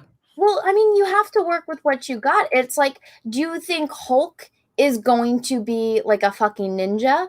No. No. He's not going to be a ninja. That doesn't make sense for him or, his physicality or his character at all. Hulk is Hulk fucking smash. It doesn't make sense for him to be a ninja. Just like for women, it's like, well, unless you're She-Hulk, I'm assuming you're not going to be, sorry, people that are sensitive about this, you're not going to be as physically strong as a male character is unless you have some kind of superhuman ability like Wonder Woman does, or like, I guess, Captain Marvel does. But as far as I'm aware, Black Widow doesn't actually have superpowers. There's no way she's winning arm wrestling against Captain America. They're just not. So she has to use what she has, which is her intelligence, her, trained fighting ability, and her wit, and what she's got to manipulate men or other bad guys to get what she wants, which is normal. Yeah, so she's one of the few on the Avengers team that actually does not have superpowers. Like Hawkeye is another one. Like you could probably argue that he does have like a superhumanness to him with like how he's able to hit his targets with his arrows without even looking half the time. But at the same time, it's like he really doesn't have any superpowers either. So he also has to use his wits and his intelligence and other avenues that, like you said, Captain America doesn't have to use, because Captain America is a super soldier. So he does have the physical strength and stamina to go, like, say, toe to toe with what would have been Crossbones, but we should have seen in Civil War, who died in like the first 5 minutes. But like that would be a character that Captain America could go toe to toe against that, let's say, Hawkeye probably wouldn't be able to do. Yeah. It's like at least like just one-on-one physical, like he'd have to use his wits and things like that. So well, I mean, if you look, I was explaining this to the Munchkin, and like, why can't like certain characters just fight Thanos? And I'm just like, okay, why? So that it's like, why doesn't Alan Grant just fight the T-Rex? Like, why doesn't he just fight him? If you look at it like that, it's like T-Rex, which is not very smart, versus regular human. Not going to work out so well, right? If you're just going in for a physical battle. So when you have a regular human that has no superpowers, maybe they're extremely intelligent. Maybe they have some kind of skill, like, they are a good type of sniper or bowsman or something like that. Or, excuse me, archer, not bowsman. But still, you're fighting a fucking T-Rex. You're fighting Thanos. Not everyone can do that. Heck, Thor, Iron Man, and Cap had to fight him together and still weren't winning. It's, you got to really think about people's physical abilities and intelligence right there. But that's something that you and I could talk about for days and days and days. But other people that don't get it, they just don't get it, Yeah, pretty much. Before we leave this topic, I want to know, who is your favorite Avenger? Favorite Avenger? I mean, I'm more a DC girl than Marvel. But if I were to go with my favorite Avenger, actually, I would have to think about that, because I mean, I do like Tony Stark's snarkiness, but it always gravitated to like the kind of lesser known members of certain organizations. I'll have to think about that. I really have to think about that. Because if you were asking me like X-Men, I could like name like right off the bat like my favorite X-Men. Who's your favorite X-Men? Gambit. Okay. I like Gambit. Peaches likes Gambit too. Yes. So like oh my god, a girl likes a male character. Oh my god. I know, how crazy. I mean, it's kind of controversial, but my favorite one, even though I guess he's not technically X-Men, I really like Magneto. Oh yeah. Like he's a favorite too, especially like especially with the performance Ian McKellen gave, and how it kind of just propelled the X-Men into the mainstream audience with the late '90s movies. So up until that point, we only had the cartoon. Oh yeah, the cartoon. That was a good show. Back when shows were good. Ugh. They're probably gonna. Yeah, I know. They're gonna just make everyone a black lesbian. That's the extent of their creativity nowadays. Yeah, pretty much. Would be fine if they actually knew how to make them, an interesting character. But they're like, nope, You are your ethnicity and your sexuality, and that is the only things about you. And it's like, well, and because if they give them actual personalities, it takes away from that little diversity checklist that they have, and it was Yeah. not. But I digress. Well, I'm going to read a couple of super chats before we get to the next topic. And this one is actually for you. It's J Lord. Thank you for the super chat. Mara, as an anime fan, have you watched these shows Cross Ange and Plundry? No, I used to watch some anime when I was in college, and then kind of I don't want to say dipped out, but I shifted focus to other things, so I kind of stopped watching it, and now I'm getting back into it. So I really want to start catching up on a lot of things that people are recommending. So unfortunately, I have not watched that. I've barely gotten through Claymore, which I just started, and I'm watching Fate Zero right now. So people were asking me like, "Oh, have you seen this anime?" Because you say you're into anime, and I'm like, "No, I'm sorry. Pull my anime card. I've not seen that yet, so I don't have time." So, but Yeah. I do want to get into watching those. I get you. Yeah, there's so many shows out there, especially with anime. If you're just getting into it, it's like, where do I even begin? So, I mean, I'm a bad one. I started with Redo of Healer, and I've been going from there. I mean, I remember my friends, they had the Sailor Moon movies, but then they made me watch the second one first because the VHS was in the wrong box.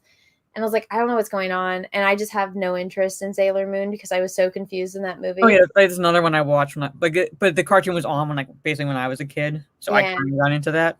So, well, it's like I watched. I remember watching Death Note and liking it, but I don't remember anything about it. I do know that I watched it though. I watched some Dragon Ball Z, and I watched, I feel like every kid my age watched Pokemon Indigo League. And I mean, what else have I seen? I've seen some Attack on Titan, but that's pretty much it. And I've seen some Full Metal Alchemist, some, but not very much. But I feel like people get so excited to oh my gosh, this is such a great anime. Go ahead and watch this and stuff like that. So it's like, it gives me hope because I'm like, how excited people get when they talk about anime, it gets me hyped up to watch it. Oh yeah, so, yeah. They used to be like that for regular TV shows, but now, when I was younger, but nowadays it's like there really isn't too many people recommending TV shows. But if you say oh, I watch Attack on Titan and I'm waiting for the last part of season 4. Pretty much, or I watched I've seen Chad. Just to let you know, I've seen all of Attack on Titan up until where the cliffhanger. So I have to wait for the second part of season 4. Oh. Black Lagoon. I'm watching Fate Zero now, but I'm doing a watch along. So if you've watched it, I don't want any spoilers for the end of the second season because I can't watch anything past episodes 5 and 6 for July 12th because I do an anime not watch stream, but discussion stream talking about it. And what else? I started watching Claymore, and I'm starting to watch Cowboy Bebop. I get back into watching that because that's on Netflix as well. And I gotta get into Death Note but it's like I'm in school, so I'm like I don't have time sometimes because I'm like do assignments or classes and things like that. So I know life happens sometimes. You don't got time, Yeah, pretty much life is happening for me this coming year. So it's like I that's why I tell people I will get to it. You just have to keep harassing me to remind me to watch it because I'm not doing this willfully to ignore you. I will sometimes just forget because I start watching something else that someone recommended, and it's not me ignoring you. It's just I don't have time to watch all these different animes that you keep recommending to me. Yep. Did you watch Invincible? That's another one that I need to start watching because that's based on it's by Kirkman, who did The Walking Dead, which I was kind of interested in. So, but now that the summer class is done, because I was doing a 3-week intensive summer course, and then once I know what my coming semester schedule will be, I can basically plan around that. So Yeah. right now I'm kind of like in a limbo stage where it's like I don't know exactly what time I'm going to have. During the summer, it's not going to be that bad, just because I'll just be working, so I'll have plenty of time. But next semester, once I know what I'll be doing, I can say, okay, this is going to be my schedule. I have this times I can watch whatever, or like stream whenever or something like that. So I have to wait until July 13th when I meet with my advisor and the head of the education department. So that's where I am. That's like trying to tell people I'm not willfully ignoring you when I don't watch an anime right away. I think you're fine. I think people are pretty understanding. It's like life, and also when it's the subs versus dubs that we kind of talked about a little bit off air, but it's like I personally prefer it when it's subs. And so it's like when you actually think about it, it's like if an episode's 45 minutes, that's 45 minutes of you not getting work done and you sitting there and like completely focusing because you have to read everything. And so that's fine. Like when I was watching Redo of Healer, and it was like 1 day a week, and then I would make a video on it and then we would talk about it. But it's like if you're trying to binge watch a show that has 40 episodes, that's a lot of time to take out when it's like you got school. I'm assuming you got work. You have to cook. You have to clean. You have to take care of yourself. You also have to have a little bit of you time. When you're binge watching an anime, it's like that's a really big commitment, and it takes away from other things. Whereas like when I'm painting and I can have something on in the background and I listen to it, but then you're not physically watching it. I get it, but it is just a huge commitment, which I think people are pretty understanding about. So I hope nobody's giving you too much grief about it. No, but I just like let people know it's like you kind of have to keep harassing me just because like, I do take the suggestions, but sometimes it's like I'll start watching something else and kind of forget that this was suggested earlier, and you just have to remind me like, oh, okay, like you suggested that, I watched that, so I'll get into watching that next, basically. So because like basically with like work and school, like life stuff around the house, taking care of my dog, because like when you have a dog, you gotta take them outside. And guess what? There's more time away from not being able to do anything. Gotta take them on walks. You gotta take them places. I know the feeling. And then you have the YouTube channel and now the Twitch channel. So I'm trying to. Oh yeah, before we get into more super chats, do you want to give kind of like the since this is your first time on my channel, kind of what you do on YouTube, what you do on Twitch, on Twitter, and on Instagram? Okay, well, it's easy basically on Twitter. When I'm not being my normal laid back self, I'll find stupid posts and basically wreck them. And like she said, I don't know if she said it on stream or what, but like I'm surprised I'm actually not suspended for a third, or banned, perma-banned, but suspended for a third time. So I have been in Twitter jail twice. So I go by OG Mara Jade on Twitter, so that's where you'll find me. That's where basically my big presence is. On YouTube, under Jade Shadow, I cover like a variety of topics, social commentary, or I've kind of well, primarily social commentary, but I have also started getting into like gaming news since I've gotten back into. I was also a gamer when I was younger, basically. So, and then again, life happened, and then I'm getting back into gaming, which is why I have a Twitch channel, Jade_Fire. It's Jade's Fire. It's like I was doing the theme of Mara Jade chips, and I have been streaming Resident Evil Village, and Witcher 3. So I've been like basically back and forth between those two, like very, very big disparity in tone, basically. But I've been streaming those two. So, how did you? Because I know because I got The Witcher for Xbox, and then I was like, oh yeah, I'll play it on Twitch, and we was like, be careful, if there's a lot of nudity, you'll get in trouble. I was like, oh shit, and so like you can get the version. I haven't gone to those parts yet in the game. Okay. I don't know how I'm going to handle those, but I haven't gone. I mean, there has been, I guess, been a little bit, but it's like been really brief. Like basically Geralt, like basically the gif of the video game Geralt in the wash basin tub. basically. Yeah. Like things like that. The And iconic thing. I know there's a part where like Yennefer is nude coming up later on, but I haven't gotten there yet. I've not gotten there yet. So I don't know. I don't know how I'm gonna handle it. If all of a sudden my Twitch channel is non-existent, you'll know why. Yep. And then what was it? I don't know. I get weirded out when it's, maybe it's just me, because I guess people are into that, but I don't know. Seeing video game characters just doesn't do it for me, Mm-hmm. It doesn't. I'm like, okay, but also I feel like it's like, well, do they show like male nudity or female? Because if it's female, it's like I see that stuff every day. It doesn't do anything for me, obviously. But when it's like, do I really want to see like a I don't know, a video game dude naked? Do I need to see? Well, that? I mean, I did stream Ghost of Tsushima.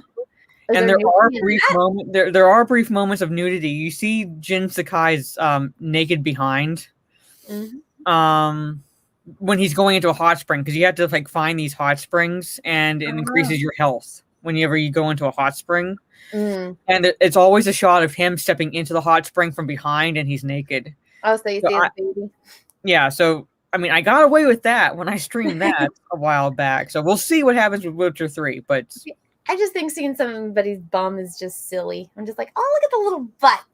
Oh, little butt. Like, and it's the actor doing the stop motion. So you have to figure like that somehow like he was. Oh my god! Like that to do those things. Everyone, so Mara is at 359 followers over on Twitch. I'm not even following you. Well, there you go. I'm 360. I thought I was. That's weird. Oh well. Shit happens. But everyone, go over and go subscribe, or I guess follow, because how does Twitch work? It's like you follow them and then there's people that have subscribers. I don't get it. You can either just follow or you can subscribe. So it's not like it's kind of like YouTube in a way, where it's like the subscribe button is like kind of like essentially the equivalent of the follow button on Twitch. And then you decide if you want, like for certain channels, if you want to pay to be a member. So that's kind of like what Twitch is like.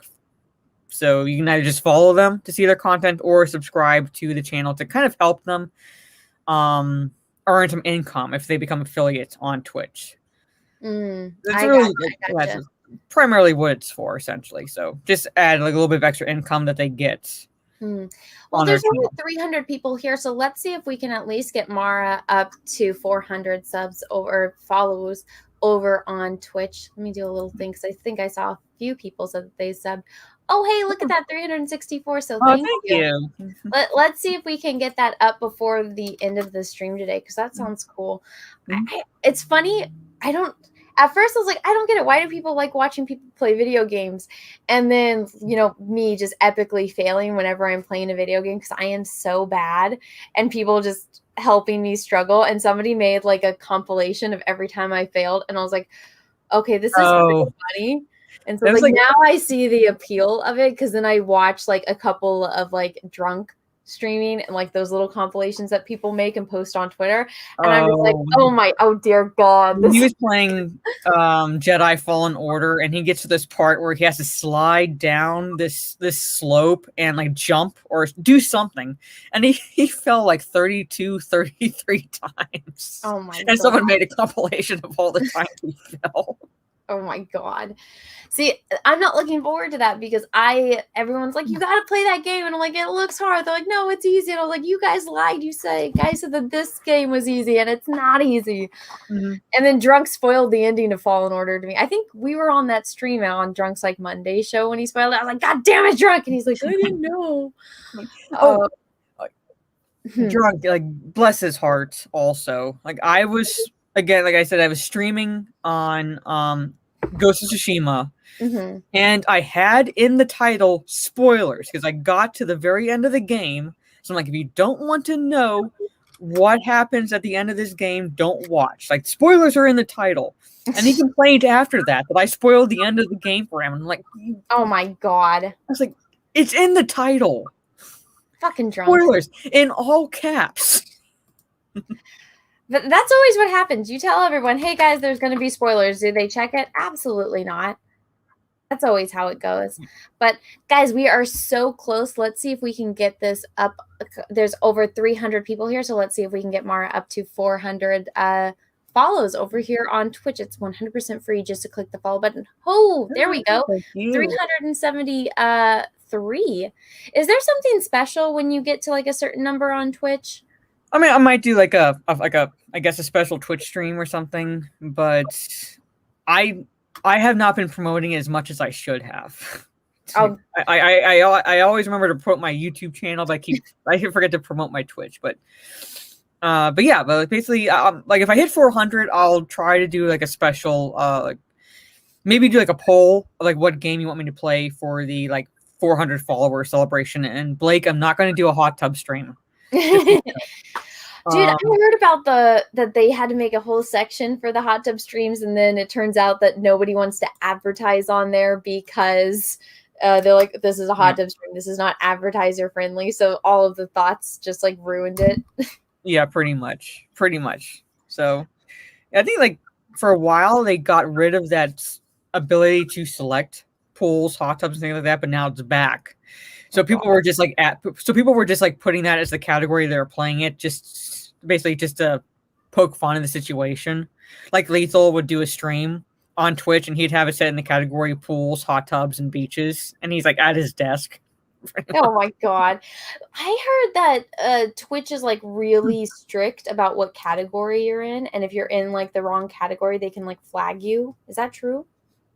I don't know. It hasn't happened to me. I mean, I wouldn't be surprised, but I think like if you kind of like abuse it and they start catching on, then yeah, I think they could do that. Which is why kind of like if you're going to kind of poke fun at the hot tub section, then maybe do like once or twice and kind of like nix it for a little while. Otherwise, if they start seeing that you had that category in there and you're not actually in that category, then they might target you. So because I remember I did like one stream on there where I think I was actually playing The Witcher, but I was back when I still had like my phone pointed at the TV, and I'm just like playing it on the Xbox, really janky old school YouTube style, but on Twitch. And because I did it on my phone, I didn't know how to like categorize it because it was like my first Twitch stream ever. And people were just screaming at me in the chat, like, Anna, this is mislabeled. Twitch is going to delete your whole like channel. And I'm just like, well, I mean, I only have like 20 followers, so it's not that big a deal right now. But I was like, really? They're that anal about it? All right. I mean, that's the first time I'm hearing about that. So I'm guessing maybe since they're starting to want to be advertiser friendly, maybe they'll start cracking down. But well, if they're going to try to be advertiser friendly, a lot of girls are going to be sorely disappointed. Yeah. So, but like, if you want to see me noob on Resident Evil Village, you can check out those streams because in my last stream, I finally got through Lady D's castle. She's like, if you ever seen like the Lady D memes, like this whole vampire lady. Yeah. I finally got through her castle. She's no more. So sorry everyone that who loves that character. She's no more. You had to defeat her. But every time she would show up on the screen, I would like hide in a room that she couldn't get into, or I would run away bravely. So all you were seeing me is like running. You're just hiding from her, like waiting for her to leave so I can like get something else done. Because if she catches you, like you're pretty much done. You have to run away. You pretty much have to run away until the very end when you force to fight her. So oh gosh, is she trying to kill you the whole time? Not the whole time, no, but you kill like one or two of her daughters, and that's when she's like, okay, I'm done playing with you. Like I was like letting you kind of roam the castle because like you were kind of like, you're gonna die anyway, and I was having fun with you. But then she starts chasing you, and she'll appear out of nowhere sometimes. So you had to like, all you can do, like I said, is run away bravely. Oh god, see, horror games like that just give me such bad anxiety. I get so scared. I'm such a baby when it comes to that. But I can't do scary things. Even like scary movies, I can't watch them. It's like maybe once. Wow, I'll do it once and I'm done. But when I saw like the stuff of her, and then I was like, oh, okay, so they have like a feminine character, and then I saw like the after when she turns into the monster, and it's like, well, it's a Resident Evil game. I don't know what people were expecting. I mean, that's kind of kind of goes with the territory. It pretty much does. It pretty much does. Oh, I was gonna say something. Oh, I can't remember what I was gonna say. But yeah, but I got through her castle. I actually did one of my streams. I don't know if it's still up because they kind of like get deleted after so many days. You don't do the save and then like re-upload them? I'm going to have to start doing them because I got this new laptop not that long ago, so I have to basically get the software to be able to do that. Okay. But one of my streams, I actually legitimately jumped because I don't know what happens, and I kind of like pride myself on being able to watch scary movies and be fine. But something happened, and like you see me just like almost jump out of my chair, like it scared the shit out of me, and I was like, okay, I hope you all enjoyed that in the chat. You just saw me actually fall for a jump scare. Oh gosh. I mean, I'm just a baby. I get scared over everything, but that would be funny to watch people playing video games like that. So guys, make sure that you are over and following Mara over on Twitch so that way you get to see stuff like that until she gets them all re-uploaded. Because I guess everyone that saw that, they saw it. Yeah, so yep, I gotta figure out how to do that. I'm gonna get like in touch with Lyndon because he's the one who always like he knows how to like save stuff so that way because he's makes clips out of like certain streams and things like that. So I'm gonna like talk with him. It's like, hey, is there a way to just like download them from Twitch, or do I have to get certain software? Or no, I saw that there's some kind of little box you gotta tick that saves the streams, like the full thing, because I know that they just do like little highlights, and so there's a way to do it, but then I think you have to go and download it. I'm not sure. So yeah, maybe it's been a while. I'll have to figure it out too because I totally forgot as well. Okay. But I also have a Twitch, and once I'm finished with this playthrough of KOTOR 2, I will be moving all my gaming streaming over to Twitch, just because YouTube is like, fuck you, we're gonna screw over your channel if you live stream. And I'm just like, well, fuck, shit, okay. I like playing video games, and I guess I'll do what I gotta do. But I apologize, everyone. Thank you for your patience. I'm going to read some more super chats. So Jimmy Freckles, thank you for the super chat. It is a little doggy going like this. Thank you. So thank you for the little super sticker. David, I think I read that one. Ransom G, thank you for the super chat. There a very serious chance that if Black Widow sucks, I'm making my own video review on it. Oh, dude, do it. Do it. Just turn on the camera and start talking. That's exactly what I did. I'm dead serious. ScarJo's Black Widow means the world to me, and she deserves nothing but a damn good film. She's done so much. I agree with you. I think she should have gotten this film a decade ago. And the fact that they waited this long, I think is bullshit. And they have no one to blame but themselves. And that's the only reason why I'm even considering watching it, because I'm like, I feel like she deserves it. And I think it's bullshit that Brie Larson got her own movie, the Captain Marvel, right before Endgame, and they left off Infinity War with Nick Fury calling her to be the one to come save everyone from Thanos. And so that's why it's like the lead up to Endgame. And so it's like, yeah, of course she made $1 billion fucking dollars. But could you imagine if he was calling Black Widow at the end of that movie and Black Widow came out? Yeah, it would make $1 billion. And I just, I feel like if we don't support it, then everyone's going to be like, oh, well, look at how much more money Captain Marvel made than Black Widow. People must like Captain Marvel more than Black Widow.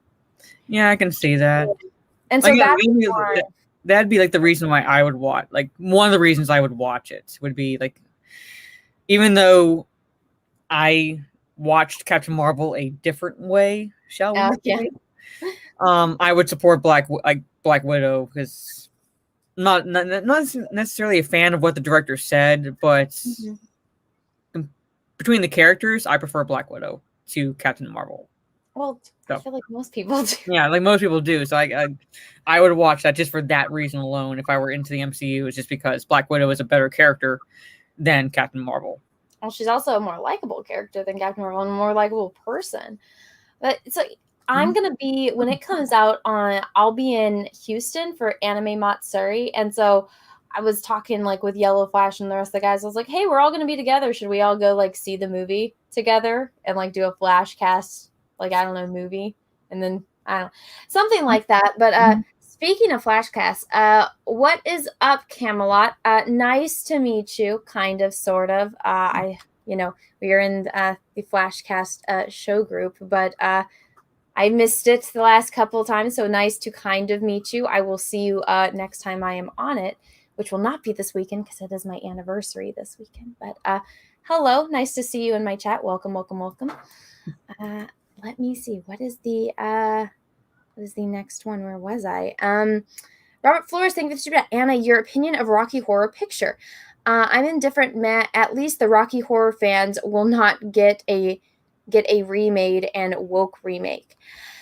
So with Rocky Horror Picture Show, I still don't know what the fuck that movie's about. I have seen it a few times, and every time I've been kind of severely intoxicated. I mean, I like... I've watched it sober, and I probably couldn't even explain it. Yeah, it's chaos. I feel like if you want a movie that is, or a musical that's the definition of chaos, it would be that. I find it entertaining when I watch, Tim Curry like singing and doing the transvestite from Transylvania. I'm like, that. Yeah, I think it's entertaining. I don't understand it, and I have not watched it sober. So I don't really have strong opinions on it, but yeah. I enjoyed it for what it was. There are musicals I would say I prefer over it, but it's entertaining to watch around Halloween. It's very entertaining to watch around Halloween. And basically, if Tim Curry didn't get the performance he did, I don't think it would be as beloved as it is now because Tim Curry kind of made that movie with his performance. He did, and does he have more than one song in that movie, or is it just like that beginning opening? Oh, I think he has I want to say at least two. Because the one that I remember is like his opening one, and then the blonde guy, and then what's her fate? I don't know. It's all kind of a blurred man. I don't even remember how that movie ends, to be completely honest with you. How does it end? It's chaos. That's the best way to describe it. It's pretty much just chaos. I had to go into a little bit of explanation, which is basically going to. Even then, I'd probably be butchering it if I were to go into an explanation on this live stream. But it's just weird. Let's put it that way. It's just weird. The castle's a spaceship, basically. So it's the castle takes off. And okay. I do not remember that. Maybe I'll watch it. Maybe I will rewatch it. You probably should watch it sober, because if you are drunk... Yeah, I'm not going to get it. Guess who's coming to dinner? Hello, Russell Hall. Thank you for the super chat. Remember catching in Anna's stream where she was pod racing? The chat tried to help her by saying, Anna, steer away from the walls, but she ignored us. No, I did not ignore you. I was trying not to steer into the walls. I am just that bad at video games that I... could not, Mara, I kid you not. So in KOTOR, you got to do the racing. I am so fucking bad at it. I think I spent at least an hour, maybe two, just trying to do this one race. And you have to do it until you win. So even if you win one, you have to do it again, and you have to do it again. You have to do it faster and faster. And I swear that was one of the most difficult things I've ever done in my entire fucking life. And I was so pissed because I'm like, ah! It's hell. But I did it. It's been a while since I've played KOTOR, but if I had been streaming this, you would have seen the same reaction from me. But when I was playing Witcher 3, there are side quests you do, and one of them involved a werewolf. And there's a part in the in the quest where you're in the werewolf's cave and you have to defeat the werewolf. And I'm not going to go into details about who the werewolf is necessarily, because I don't if people want to play it and don't want to spoil anything. But you have to defeat it. And you can't let the werewolf howl, because if it howls, its health starts regenerating. So I was dying constantly. I lost track of how many times I died. And it got to a point where I was just so mad. Because it was the umpteenth million time I died that I was fuck this. And I just started hacking, slashing away at this thing. If I'm going down swinging at this thing, because I'm just fed up. I just throw the remote. I'm like, fuck this game. Which I kind of did damage my remote, so I had to start using another one. And fucking remotes are expensive. I was like, why is it $60? Ah! I don't know. And the remotes are like this tiny or something like that, but it's like $60. I'm like, it's fucking ridiculous. But video games, that really brings out my frustration like none other. I'm like, I could be having a great day, and I'm like, I'm just gonna go chill and play KOTOR, and then it's like, oh, you have to do racing. I'm like, fuck this shit! I turn into the fucking Hulk. I'm like, ah. Oh, I don't think my siblings will let me stream this or not, but on July 9th, I'll be hanging out with my siblings. Okay. And my brother, to help my sister out, because he found it at a place called The Exchange, which is kind of like a used place for games and movies and things like that. He found a Wii U and got old school Mario Kart and Smash Brothers. And along with Fall Guys are like only three games I've actually raged at. Oh gosh. Is Mario Kart and Smash Brothers. They most likely won't let me stream it just because like I don't think they would want to be online and things like that. But if you ever want to see me rage, watch me play Mario Kart and Smash Brothers. I feel like I raged at every video game that I'm not good, and I feel like even solitaire I get pissed off at, and that's an easy fucking video game when you have it on your computer. Oh, Fall Guys was like only 3 buttons, and I was like yelling every time at those stupid jelly beans. Oh, It's like I'm hitting the fucking jump button. Why aren't you jumping? Let this go! I'm hitting the button, and it never does it. It's like fucking clockwork. J-Lord, thank you for the super chat. Anima has not gone woke, but neither have a lot of Western novelists. Check out Joe Abercrombie. Also, Mara, as an anime fan, have you watched Cross Ange? No, that's like one of the ones that I have not watched. So I'm gonna have to like sit down and start making a list of all the suggestions so I can get through every one of them, because like there are ones that have been like have like not like there are ones that just have 1 season, and then there are ones that are like 3 or 4 seasons. So, like I really have to set time like aside to get through. It's bad enough trying to get through 1 season because I'm not even past episode 3 of Claymore, and that's only 1 season. But like you have like Berserk, and that's like how many like iterations of that, basically. Never ending. So Zach Adamson, thank you for the super chat. They broke their own rules when the old Captain America showed up at the funeral. Following the rules they set up earlier, he would have been in a different timeline. Yeah, I know. It doesn't make fucking sense. It's like no one at Marvel talks to one another. And even the shit with Loki, how they just completely removed free will. And it's like, do you not see how everything you've done broke everything for the stupid time lizards? It's so stupid, but I mean, I get the separate timelines, but at the same time, like Cap going back and living his life with Peggy would mean that no one had any incentive to try looking for his body. So how does that not screw up things? If they don't have the incentive to look for his body, then he never showed up to New York. Or like the first Avengers movie. So it's like, how does that work? Well, that just means while all this is going on, he just stood by and let everything bad happen, even though he went back in time and he was with Peggy, and then Peggy never told anyone and nobody saw him. Give me a break. Give me a fucking break. Like he's in the process of crashing the plane, and then like they don't think it's weird that he just shows up. I know. And it's just like, oh, hey, Peggy, I know that I just technically died, but can you keep a secret that I'm back, and then I'm just not going to do anything ever again until I'm an old man and I'm just going to die. And it's like, you do realize that's one of the most un-Captain America things to do. That's one of the most un-Steve Rogers things. That's extremely selfish. It's the same thing with Tony Stark. It's like, I get that like one of my biggest problems was like, okay, well, if you're going to undo everything, like Thanos' snap, and you're going to bring everyone back, why wouldn't you go back to the moment that the snap happened? Because you got to think, what about all the people that were on planes like over the ocean, and the pilot got snapped out and the planes crashed and they all drowned? It's like you're letting all of those innocent people die. or Yeah. people that are driving cars and stuff like that, and they get into car accidents and they die. They survived the snap, but they died anyway because everyone else got snapped away. So it's like you want to screw over everyone that got affected by Thanos just so you could keep your kid, which I get, it's a parent thing, but wouldn't you think that a superhero would be a little bit more selfless, especially somebody like Tony Stark, and just undo it all back when the first snap happened and made that first snap never happen?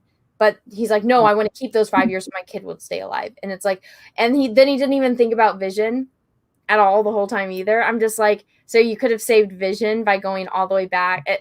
It just made me so upset because I'm like, you guys, this isn't what the characters would do, and they just don't care. That's what it seems. Yeah, like that's why I was like, when I was talking to like Lyndon, it was like, like, why didn't they just go back and get Thanos before he did the snap in the Wakanda battle? Like that would basically just erase all of those 5 years. So, but that doesn't mean like he couldn't have a kid again with Pepper. I mean, I'm not saying like was it like a one and done deal? Say undo it and then say, but I want to keep my kid, you know? Yeah. And then he's like, I'm going to undo the snap all the way back to then, but me and Pepper and what was her name? Morgan will still be there and we'll have our memories of having her and all of that was, but we'll just go back in time. They could have done, here's my thing. If there is a will, there is a way. He is smart enough to have figured it out, and he didn't. Like this, you're assuming Iron Man was a stand-up guy. No, I'm not saying he's a stand-up guy. I'm saying I know that he's a fucking smart guy and he could have figured it out. If I can figure it out, Iron Man should be able to figure out, and he should be able to figure out much quicker and better than I could, because I am, based on his character, he is supposed to be one of the smartest people alive. I can't build an Iron Man suit in my garage. He can. He could figure this shit out, and that's what drives me crazy. Anyway, I digress. Let me get on to the next super chat. Oh my God, Russell Hall, thank you. But I'm back. Oh, by the way, Mara, I know we've been going for almost 2 hours. If you need to leave at any time, feel free, and I'll try to get all the ones that have your name in it before you go. That's fine. Orange Boards, thank you for the super chat. Hail fam. Hello, dude. What's up? How are you? Russell Hall, thank you for the super chat. Black Widow's a size queen. I know the feeling. Oh, maybe that's why she picked Hulk. Macy Van Dusen, thank you. Just got home from work, but can't stay. Howdy, lovely ladies. Have yourselves a great stream. Live long and prosper. Well, thank you. I hope you have a great day too. I don't know how to say this. Dale Slav Act Mandcarry, thank you for the super chat, and it says hashtag keep fighting. Well, thank you. Daniel, thank you for the super chat. The all women scene in Endgame wasn't just little aside tossed into appease. It was a very real bookmark indicating where the old MCU of good storytelling ends and the new MCU of tokenized cringe begins. I mean, you can see that in a symbolic way. They wanted to have their female empowerment, and I was like, I wouldn't care if they all just happened to be there. Like, I wouldn't care. The thing that bothered me the most, I'm like, she was all the way over there and somehow she just teleported here. Like, I know she can't fly. How the fuck did all of these women that either can't fly or don't have teleportation or don't have a specific type of superpower were all the way over fucking there and then all of a sudden magically got to the same spot? That is what drove me crazy more than the cringe, because I'm like, that would not work. I don't know. How did you feel about that? It was like that scene itself was just like cringe, because I know they want to set up for A-Force, which is like the basically all-female Avengers team essentially. But like what got me was not just that, but at the same time, it's like, unless these women like bonded while they were in whatever other dimension they were, like during the snap, like the ones that did get snapped away, it doesn't make any sense for them to be standing in solidarity because they don't know each other. Exactly. They don't know each other, so it doesn't make any sense for them to stand like, like we are women, hear us roar. And I'm like, but you don't know them. I know. Like if it was Black Widow and like Scarlet Witch and like them, like one of them picking, like, one fell down and she's like reaching down her hand and gets her back up, or even like with Nebula and Gamora, like that would have actually been impactful. But you're right, none of these bitches fucking know each other. Yeah, they didn't. I'm like, but I'm supposed to feel like there's like a like a sister's moment or something with these people, and I'm like, I don't believe it. I just don't believe it. We got her back, and it's like, you don't even know what's her name then. Yeah. What's her fucking name? Pretty much. It's like you got her back. She's like, tell me her real name.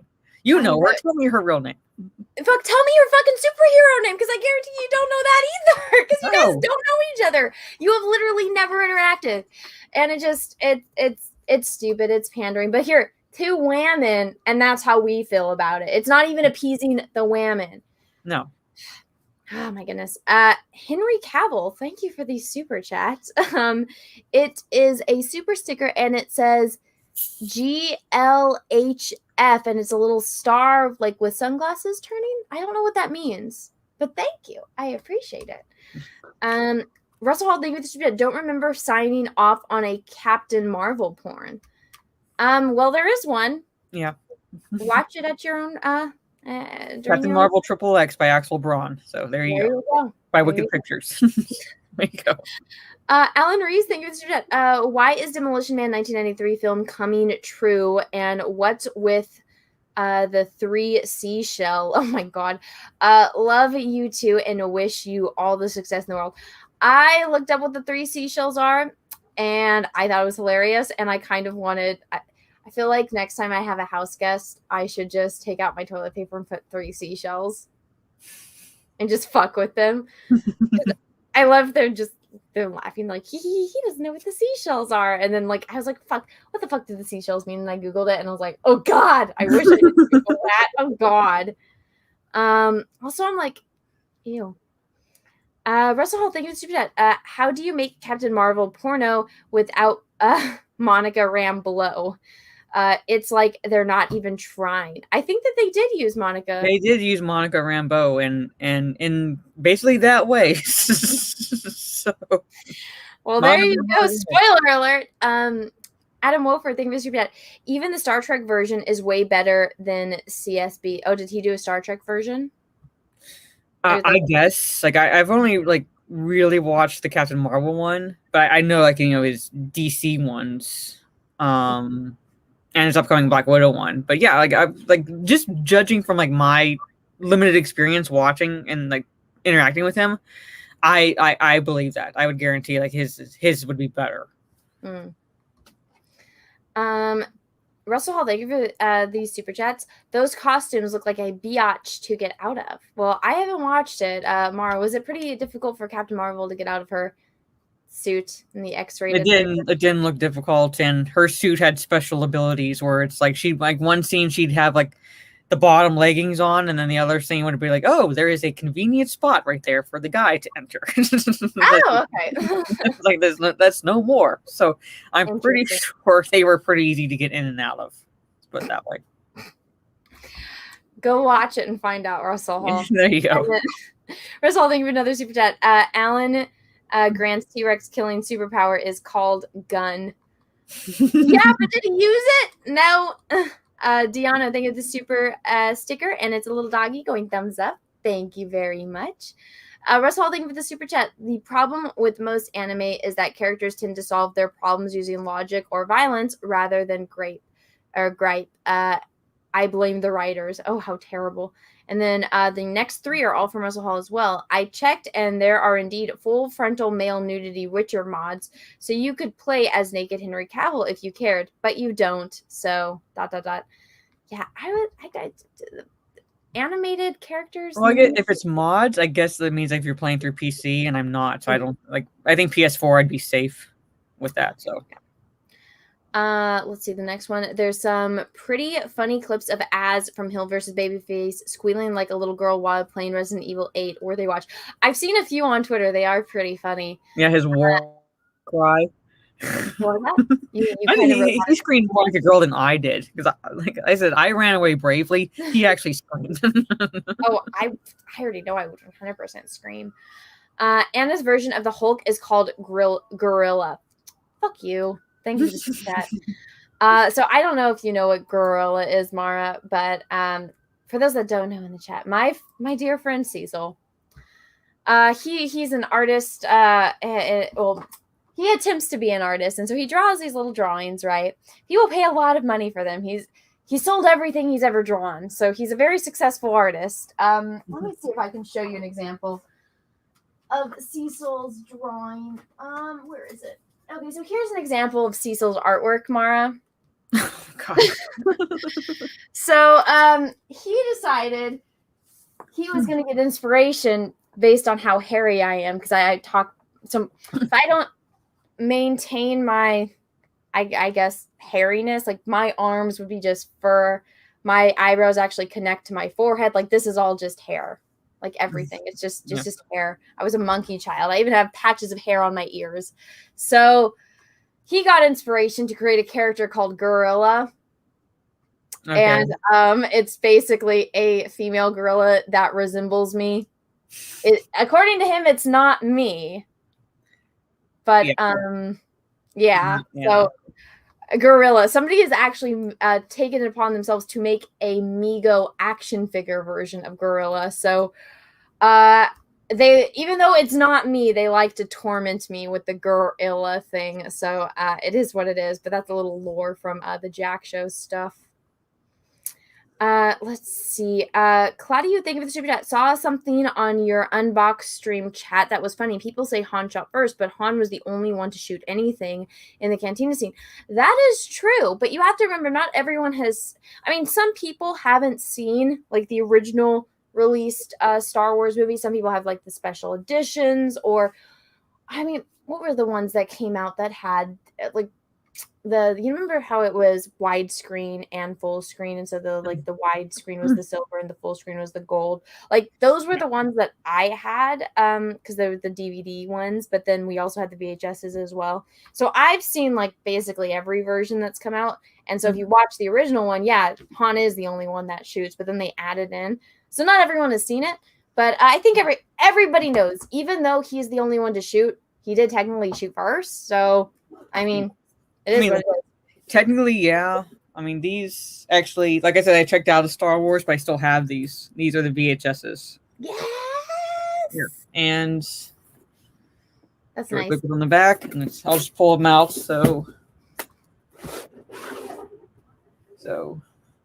without pulling all of them out, basically, just New Hope, Empire Strikes Back, Return of the Jedi. There you go. And I don't think these are the widescreen collector's editions. I don't think they have the altered scene, but it's been a while since I watched them. So, well, there you go. Let's see. Russell, thank you. If you pull the 3 seashells prank on a house guest, make sure to put out the cheap towels. Yeah, that is true. That is true. Yeah, that. Oh my gosh, that toilet paper thing. It's just. When you watch Demolition Man for the first time, it is the part that weirded me out. It wasn't the seashells; it was like the sex part, and like everything is Taco Bell. But when she's like, "Oh yeah, let's do it," and then he's like, "All right," and she's like, "Okay, sit down, put this shit on your head," and he's just like, "What the fuck?" And I was like, people say it all the time. They're like, "Yeah, it's slowly becoming Demolition Man," and it kind of is with how much they censor everything. But I'm like, you can't make me stop saying like the F word. You know, you can't. I'm not going to stop saying fuck. I'm not going to stop saying cunt or pussy or shit or anything like that.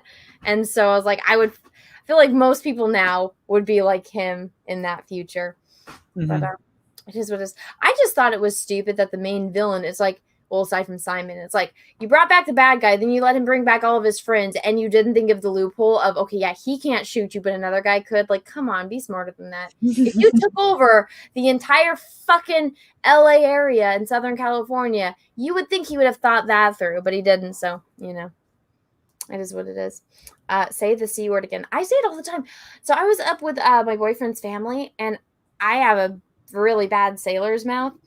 And so I didn't, because I usually just, when I interact with people on YouTube, I didn't realize how sensitive people were about the word cunt. Oh, like, yeah. It's like pearl clutching. And I'm like, Jesus, what's wrong? I say it all the time. People say it all the time. What's wrong with it? They're like, ah! Yeah. I actually got whacked by my mom because I didn't. I was driving. She was in the passenger seat, and I'm like you. I can have a sailor's mouth, and sometimes like things will just drop. I don't even think, because Yeah. I'm used to saying them when I'm alone. And this woman driver was pissing me off in front of me. And all he's like, you know, that fucking cunt. The next thing I know, I feel this like backhand on my shoulder.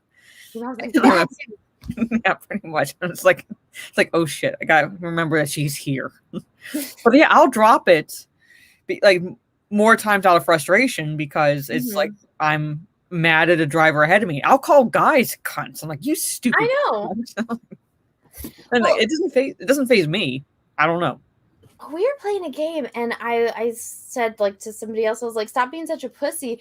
And like everyone was like, oh, and I was like, oh Jesus. What? Did I just like enter an Amish community? What is wrong? Like I just said pussy and they're just like, I hate that word. And I'm like, you know, it has like different meanings, right? I know. I'm just like, some. It's just. I mean, I call when I was deployed on, like, it was a part of a deployment to Guam, but we had to stop over in Hawaii, and we all went out drinking, and one of the bars had a pool table, and I even said to one of the guys, like, you know, like stop being a bitch, and like break, like I'm telling him to break, and I'm calling a guy a bitch, and like he was fine with it, he laughed. I'm like, I just don't get the sensitivity people have sometimes. I know you would think though a full-grown man wouldn't be that offended by that, but I don't know. Some people just.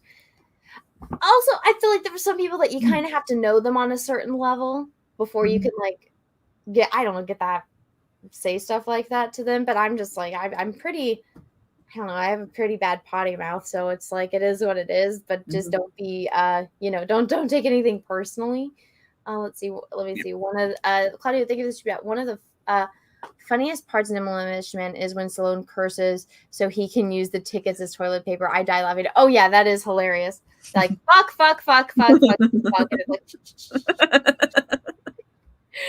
but my thing is, at that time period, like, would you even be able to flush toilet paper down? I don't know. Would they even be able to do that? That's all. Thank you for the super chat. Anna, weren't you around a bunch of kids on vacay? The children were not there. That is one thing. I don't typically curse in front of children. Well, I'll still say like shit and F and okay. I don't think hell is a curse word. I don't think that's a curse word at all. But no. Apparently some people do. And I had to explain to children, I'm like, that's not a curse word. It's okay to, I mean, maybe I'm a terrible human, but I'm like, I don't think it's a bad thing to say hell. I don't think that that's a curse word in any way, shape, or form. But some people, I don't know. I don't know. I mean, I say it. I have a niece, and but my brother and sister-in-law are kind of like lenient when it comes to like what can be said in front of her. But I still try to refrain myself from like dropping like too many bad words in front of her because I don't want her exactly repeating them to the wrong people and then wondering if they need to send child services in. So yeah, that's I don't say like too explicit things, but I don't think hell is a bad word. You know, I don't think that's a bad word. Jean, the book. Thank you for that. There's supposedly a collab in the works between manga Bleach and Loki. Do you know what that's about? No, I mean I heard of the manga Bleach. I have not gotten into it, but that would be interesting. That would be interesting. So I'll have to look into that. I don't even know what that is. I mean, I know what Loki is, but I don't know what manga Bleach is. So that is news to me. But thank you for the super chat. Now, I know we were supposed to talk about a few other things, but we are at the 2-hour mark. And so that's usually when this stream usually only typically goes for 2 hours. But Mara, is there anything you want to plug or say like before we go? Well, as far as plugging, basically just my YouTube channel and Twitch. I'm trying to essentially grow both of those platforms, and I need to promote Twitch a bit more. I try to remember to do that, but I do have both of those. I'm going to try to get a video out tomorrow. I meant to do it today, but I was exhausted, so I basically just napped in the afternoon so I would have the energy to be on this live stream this evening. But I'm going to try to get one out tomorrow. I had a video I did yesterday about this website gender swapping these characters from video games because they're trying to promote diversity in gaming. But at the same time, I'm looking at these characters and someone else pointed this out to me that they're all predominantly white or white passing. It's like, how is that diverse? I don't know. I'm just like, keep it with the original. I'm looking at this going like I'm like, I'm a gamer who happens to be a woman. I don't care if it's a male or female character. Just give me good characters. And like Master Chief from Halo, you would never know that like until you were told that that's a guy. If you were just playing that game, it's just Master Chief. For all you know, it could be a big woman underneath that armor because you don't see Master Chief. But apparently now he has to be Madam Chief in these promotional art pieces that they're doing, the reimagining of like male characters, and like pretty much. That's dumb. I don't even play Halo and I already know about Master Chief. Snotch Name, thank you for that. What about Cash Grab? Yes, everyone, Cash Grab is closing tonight at 2 a.m. So make sure that you get it and back it. Because Cecil is a lazy bitch and doesn't promote his shit. So there you go. Go back, Cash Grab. Keep Cecil drunk. And that's why you need to go back, Cash Grab. There's something else I wanted to talk about. Well, I want to talk about a few things, but answer someone's question. That is a Jaws poster in the background. I'm trying to point to it. There it is. I am the biggest bitch when it comes to sharks. I am terrified. I remember. So there was a little bit of controversy going around with the Boba Fett Slave 1 ship, and so I did a video on it. After everything happened, I waited a few days because I was out of town, got back, dealt with camera issues, did a video on it, and I guess people are upset that I talked about it because pandering and whatnot, or I don't really know, to be completely honest. I don't know. People get upset about anything, so it's like I pay attention to my viewers and what they say and what they leave comments on my videos and kind of get a sense for the room, which I feel like I kind of have okay time with. Yeah, but I drove all the way to the Lego store, which is in downtown Disney, just to go and ask them about it. So apparently, Mara, according to the lady that worked at the Lego store, is that the reason why it is not on the merchandise is because Slave 1 is getting a new name because it's it's Boba Fett shipped from the Mandalorian, not from George Lucas's Star Wars, so it's going to have a different name, which is why the name isn't on the merchandise. And I'm like, okay, well, what if it's Slave 2? Yeah. You know, maybe because the ship got destroyed or something like that. So we'll see. But that was why I got a video, which I don't think I'm going to be able to post because I accidentally doxed myself because I was asking the lady as I was paying. And so it's like, here's my credit card and my ID. So I'm like, shit. Yeah. But that's what she told me because I asked her, I was like, oh, where's Slave 1? She's like, oh, it's not out yet. And I was like, oh, well, like what? Like, and I specifically asked her about the controversy. She's like, oh, yeah, I saw like people were upset. But she's like, honestly, it's because they're renaming it and they haven't announced the name yet. So we don't have merch. Like, that's why. And I was like, oh, okay. All right. But I did do that. I went all the way there. I did. Because people were upset that I made a video about something, which I'm assuming they didn't even watch the video, which always happens. Do you get that, Mara? Well, I mean, not really, unless I'm making a Marvel movie or video. Marvel video. Yeah, a Marvel video. And you get the MCU stands coming in, trying to explain the MCU to me. And I'm like, dude, I'm just reporting these like rumors. Like, I know. You know what? It's the worst when you're literally just reading an article and it's like, oh, I'm doing a video on this. And then it's like, and then it's like you, and it's like, oh, I have this article up. Let's see what it says. And you read it. And then they don't even watch the video. The video is like 17 minutes long and it's been out for 3 minutes. And they're like, you're wrong. Da, da, da, da. And it's like, you haven't even had time to watch this. No. And I'm like, I might comment on a rumor. I'm like, if this is true, this is stupid. But at the same time, I'm like, I don't pay enough attention to the MCU for me to like go into like why something would make sense or not. I'm just reporting this. So I kind of like, you know what? I'm not dealing with this right now. And then I just like gravitated to like into something else. I know. That's why it's like, there's not enough hours in the day for me to deal with people that don't even watch it and complain. It's like, I'd rather do stuff like this. Like, let's just hang out and chill and have a good time and talk about stuff. And yes, they're fucking up the shit we like. So yes, we're going to talk about it. It's just our opinions. Yeah. That's just like, I don't know what exactly they're going to name it to, but granted, I haven't watched The Mandalorian, so I don't know exactly what happens at all in regards to Boba Fett. But at the same time, I'm like, no, like even if you're changing the name of the ship, then you could still market one as Slave 1 and one as another ship. Like you don't have to get rid of one to market the other, because the first one was marketed for like 40 years with no issues, pretty much. I don't know.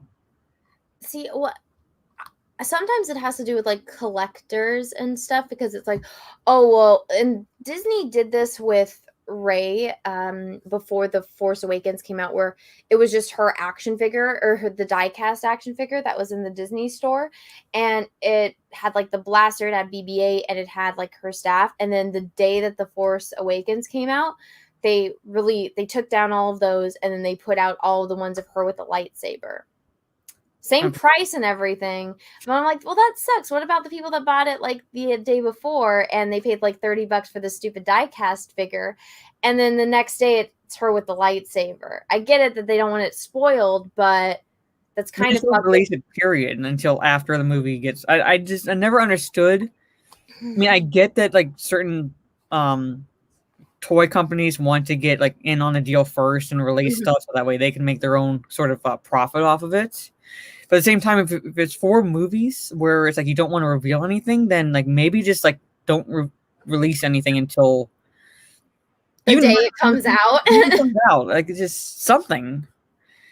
But they want to stay ahead of like the Christmas season or whatever, and then you risk revealing, oh, you have a little baby Yoda thing that's going to be in the show. Okay.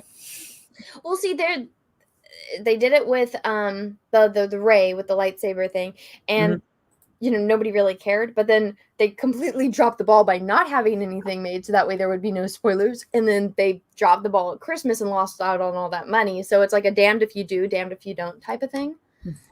But with this, I would just say if they are going to do the Book of Boba Fett, and he's going to get a new ship, or he's going to rename his ship, and then people do collect Legos, so this will be the special one that doesn't have the name, and then there's going to be the new one. So they could be doing something like that, but honestly, I don't think they're smart enough to do that. So no, not. It is what it is.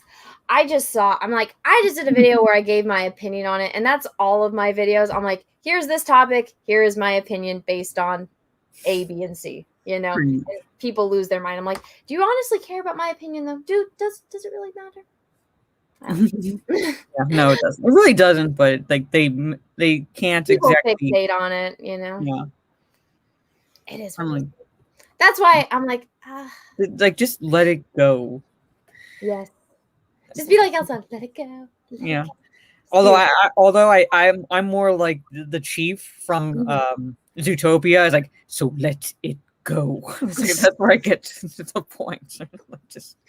Well, see, it's like I'll watch if I'm doing a video on a topic, I don't watch anyone else's video until I'm done with mine. So that way I don't get any kind of influence. And so after I'm like, oh, well, like what does Flash think about this? Or what does Az think? Or what does Gary or, Lethal? Like Lethal, I love that he posted that. He's like, oh yeah, I've made a fucking Star Wars video. And I was laughing at that on Twitter. And I was like, well, these people are my friends. So I'm like, well, what do they have to say about it? So I'll wait until after. And it's like, well, I like them. So it's like, I care about what they say. But it's like, when people don't care and then they throw a temper tantrum, it's like, well, you don't even like me or care about me. So why are you throwing a temper tantrum? I don't get it. People are weird, Mara. People are weird. But if you guys like Mara and you guys want to go see what she has to say about things, make sure you go over and subscribe over to her YouTube channel, which is called Jade Shadow. Let me read the super chat, then I'll get it off. Guess who's coming to dinner? Russell, thank you for the super chat. Or as Brie Larson recommends, cucumber holster. Oh God, that was let me zoom into this. What the fuck? Oh, you know what? I'm subscribed on my live channel, not on this one. I watch everyone through my live channel. Make sure that you are subscribed over to Mara, and make sure that you ring the bell for notifications, and that way you can see all of her wonderful, wonderful videos. And so she is at 3.4. How long have you been doing YouTube? I officially started. When did I officially start? 2019, November 2019. So it'll be 2 years in November. Nice. Well, and so do you have like a daily live or weekly live stream or anything like that? I at least have one now, weekly live stream that I do with my nerdy home. It's either on my channel or her channel. We try to switch off as much as possible, but it's called Talk Nerdy to Us at 10 p.m. Eastern, where we pick topics and we talk about it. And most oftentimes it's cringe, so we can roast it. But then we also talk about things that we do want to talk about, like Cobra Kai, upcoming Batman movie that we're kind of interested in, and try to do like as good of a mix as possible on like positive and negative stuff. And I think it's going to be on her channel this week, since I did it twice in a row recently. So her channel is My Nerdy Home, so you can either find her through me or follow her on Twitter, because like we're both on Twitter. Like that's her name, My Nerdy Home. Yeah, it's Steph. If you follow, well, I mean, she's. Well, I mean, I feel like I see everyone all the time, but it was like you, Tugs, and her Steph were always on like Drunk's Monday stream, but now Drunk is the celebrity doesn't have time to do his Monday stream anymore. Yeah, so I had to move on to anime. Do you remember my life went? I had to move on to anime to fill the Monday void because he stopped doing it. But no, Steph is everywhere all the time, and Steph is awesome. She's a huge DC fan, so she's always dropping stuff like that on Twitter. So make sure that you are following Steph as well. She's cool. Yeah, so we do a live stream. I got to talk with her to see if it's going to be on her channel or not this week. I think it is, but I need to double check with her. And then I'm trying to get into a regular Wednesday night stream, which I call the Cringe Factory. And that'll be about 8 p.m. ish West every Wednesday. I just started it, so it's kind of like not exactly as regular as it could be, but I'm trying to make it a regular stream during the week. So once that gets up and running, like every Wednesday and Saturday will be regular live streams on YouTube. There you go.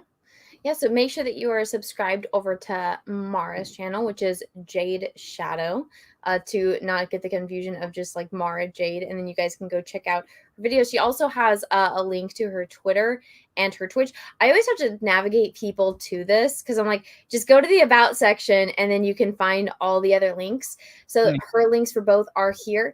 I know that you do have an Instagram as well, which is not linked, but I do have that linked in the description of this video.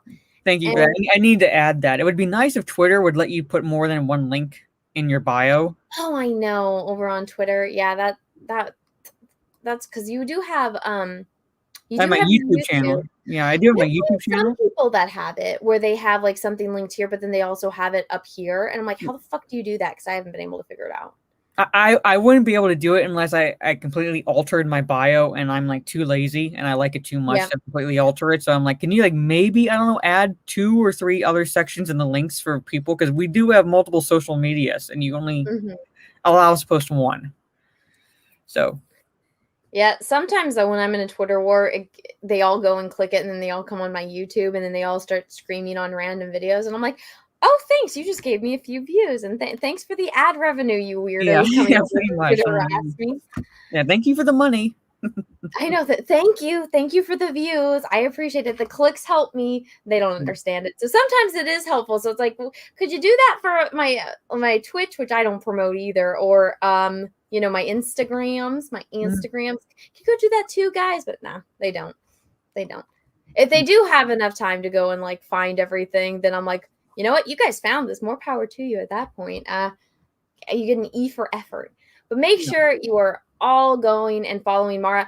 I have seen people posting this. I think Twitter is down right now or updating because it's doing this. It's giving me errors. So I don't know what's going on. Something, but it won't. In case like something went wrong, but don't fret. It's not your fault. I'm like, I always blame you, Twitter. So why are you telling me don't fret? Oh fuck it! It's 100% Twitter's fault.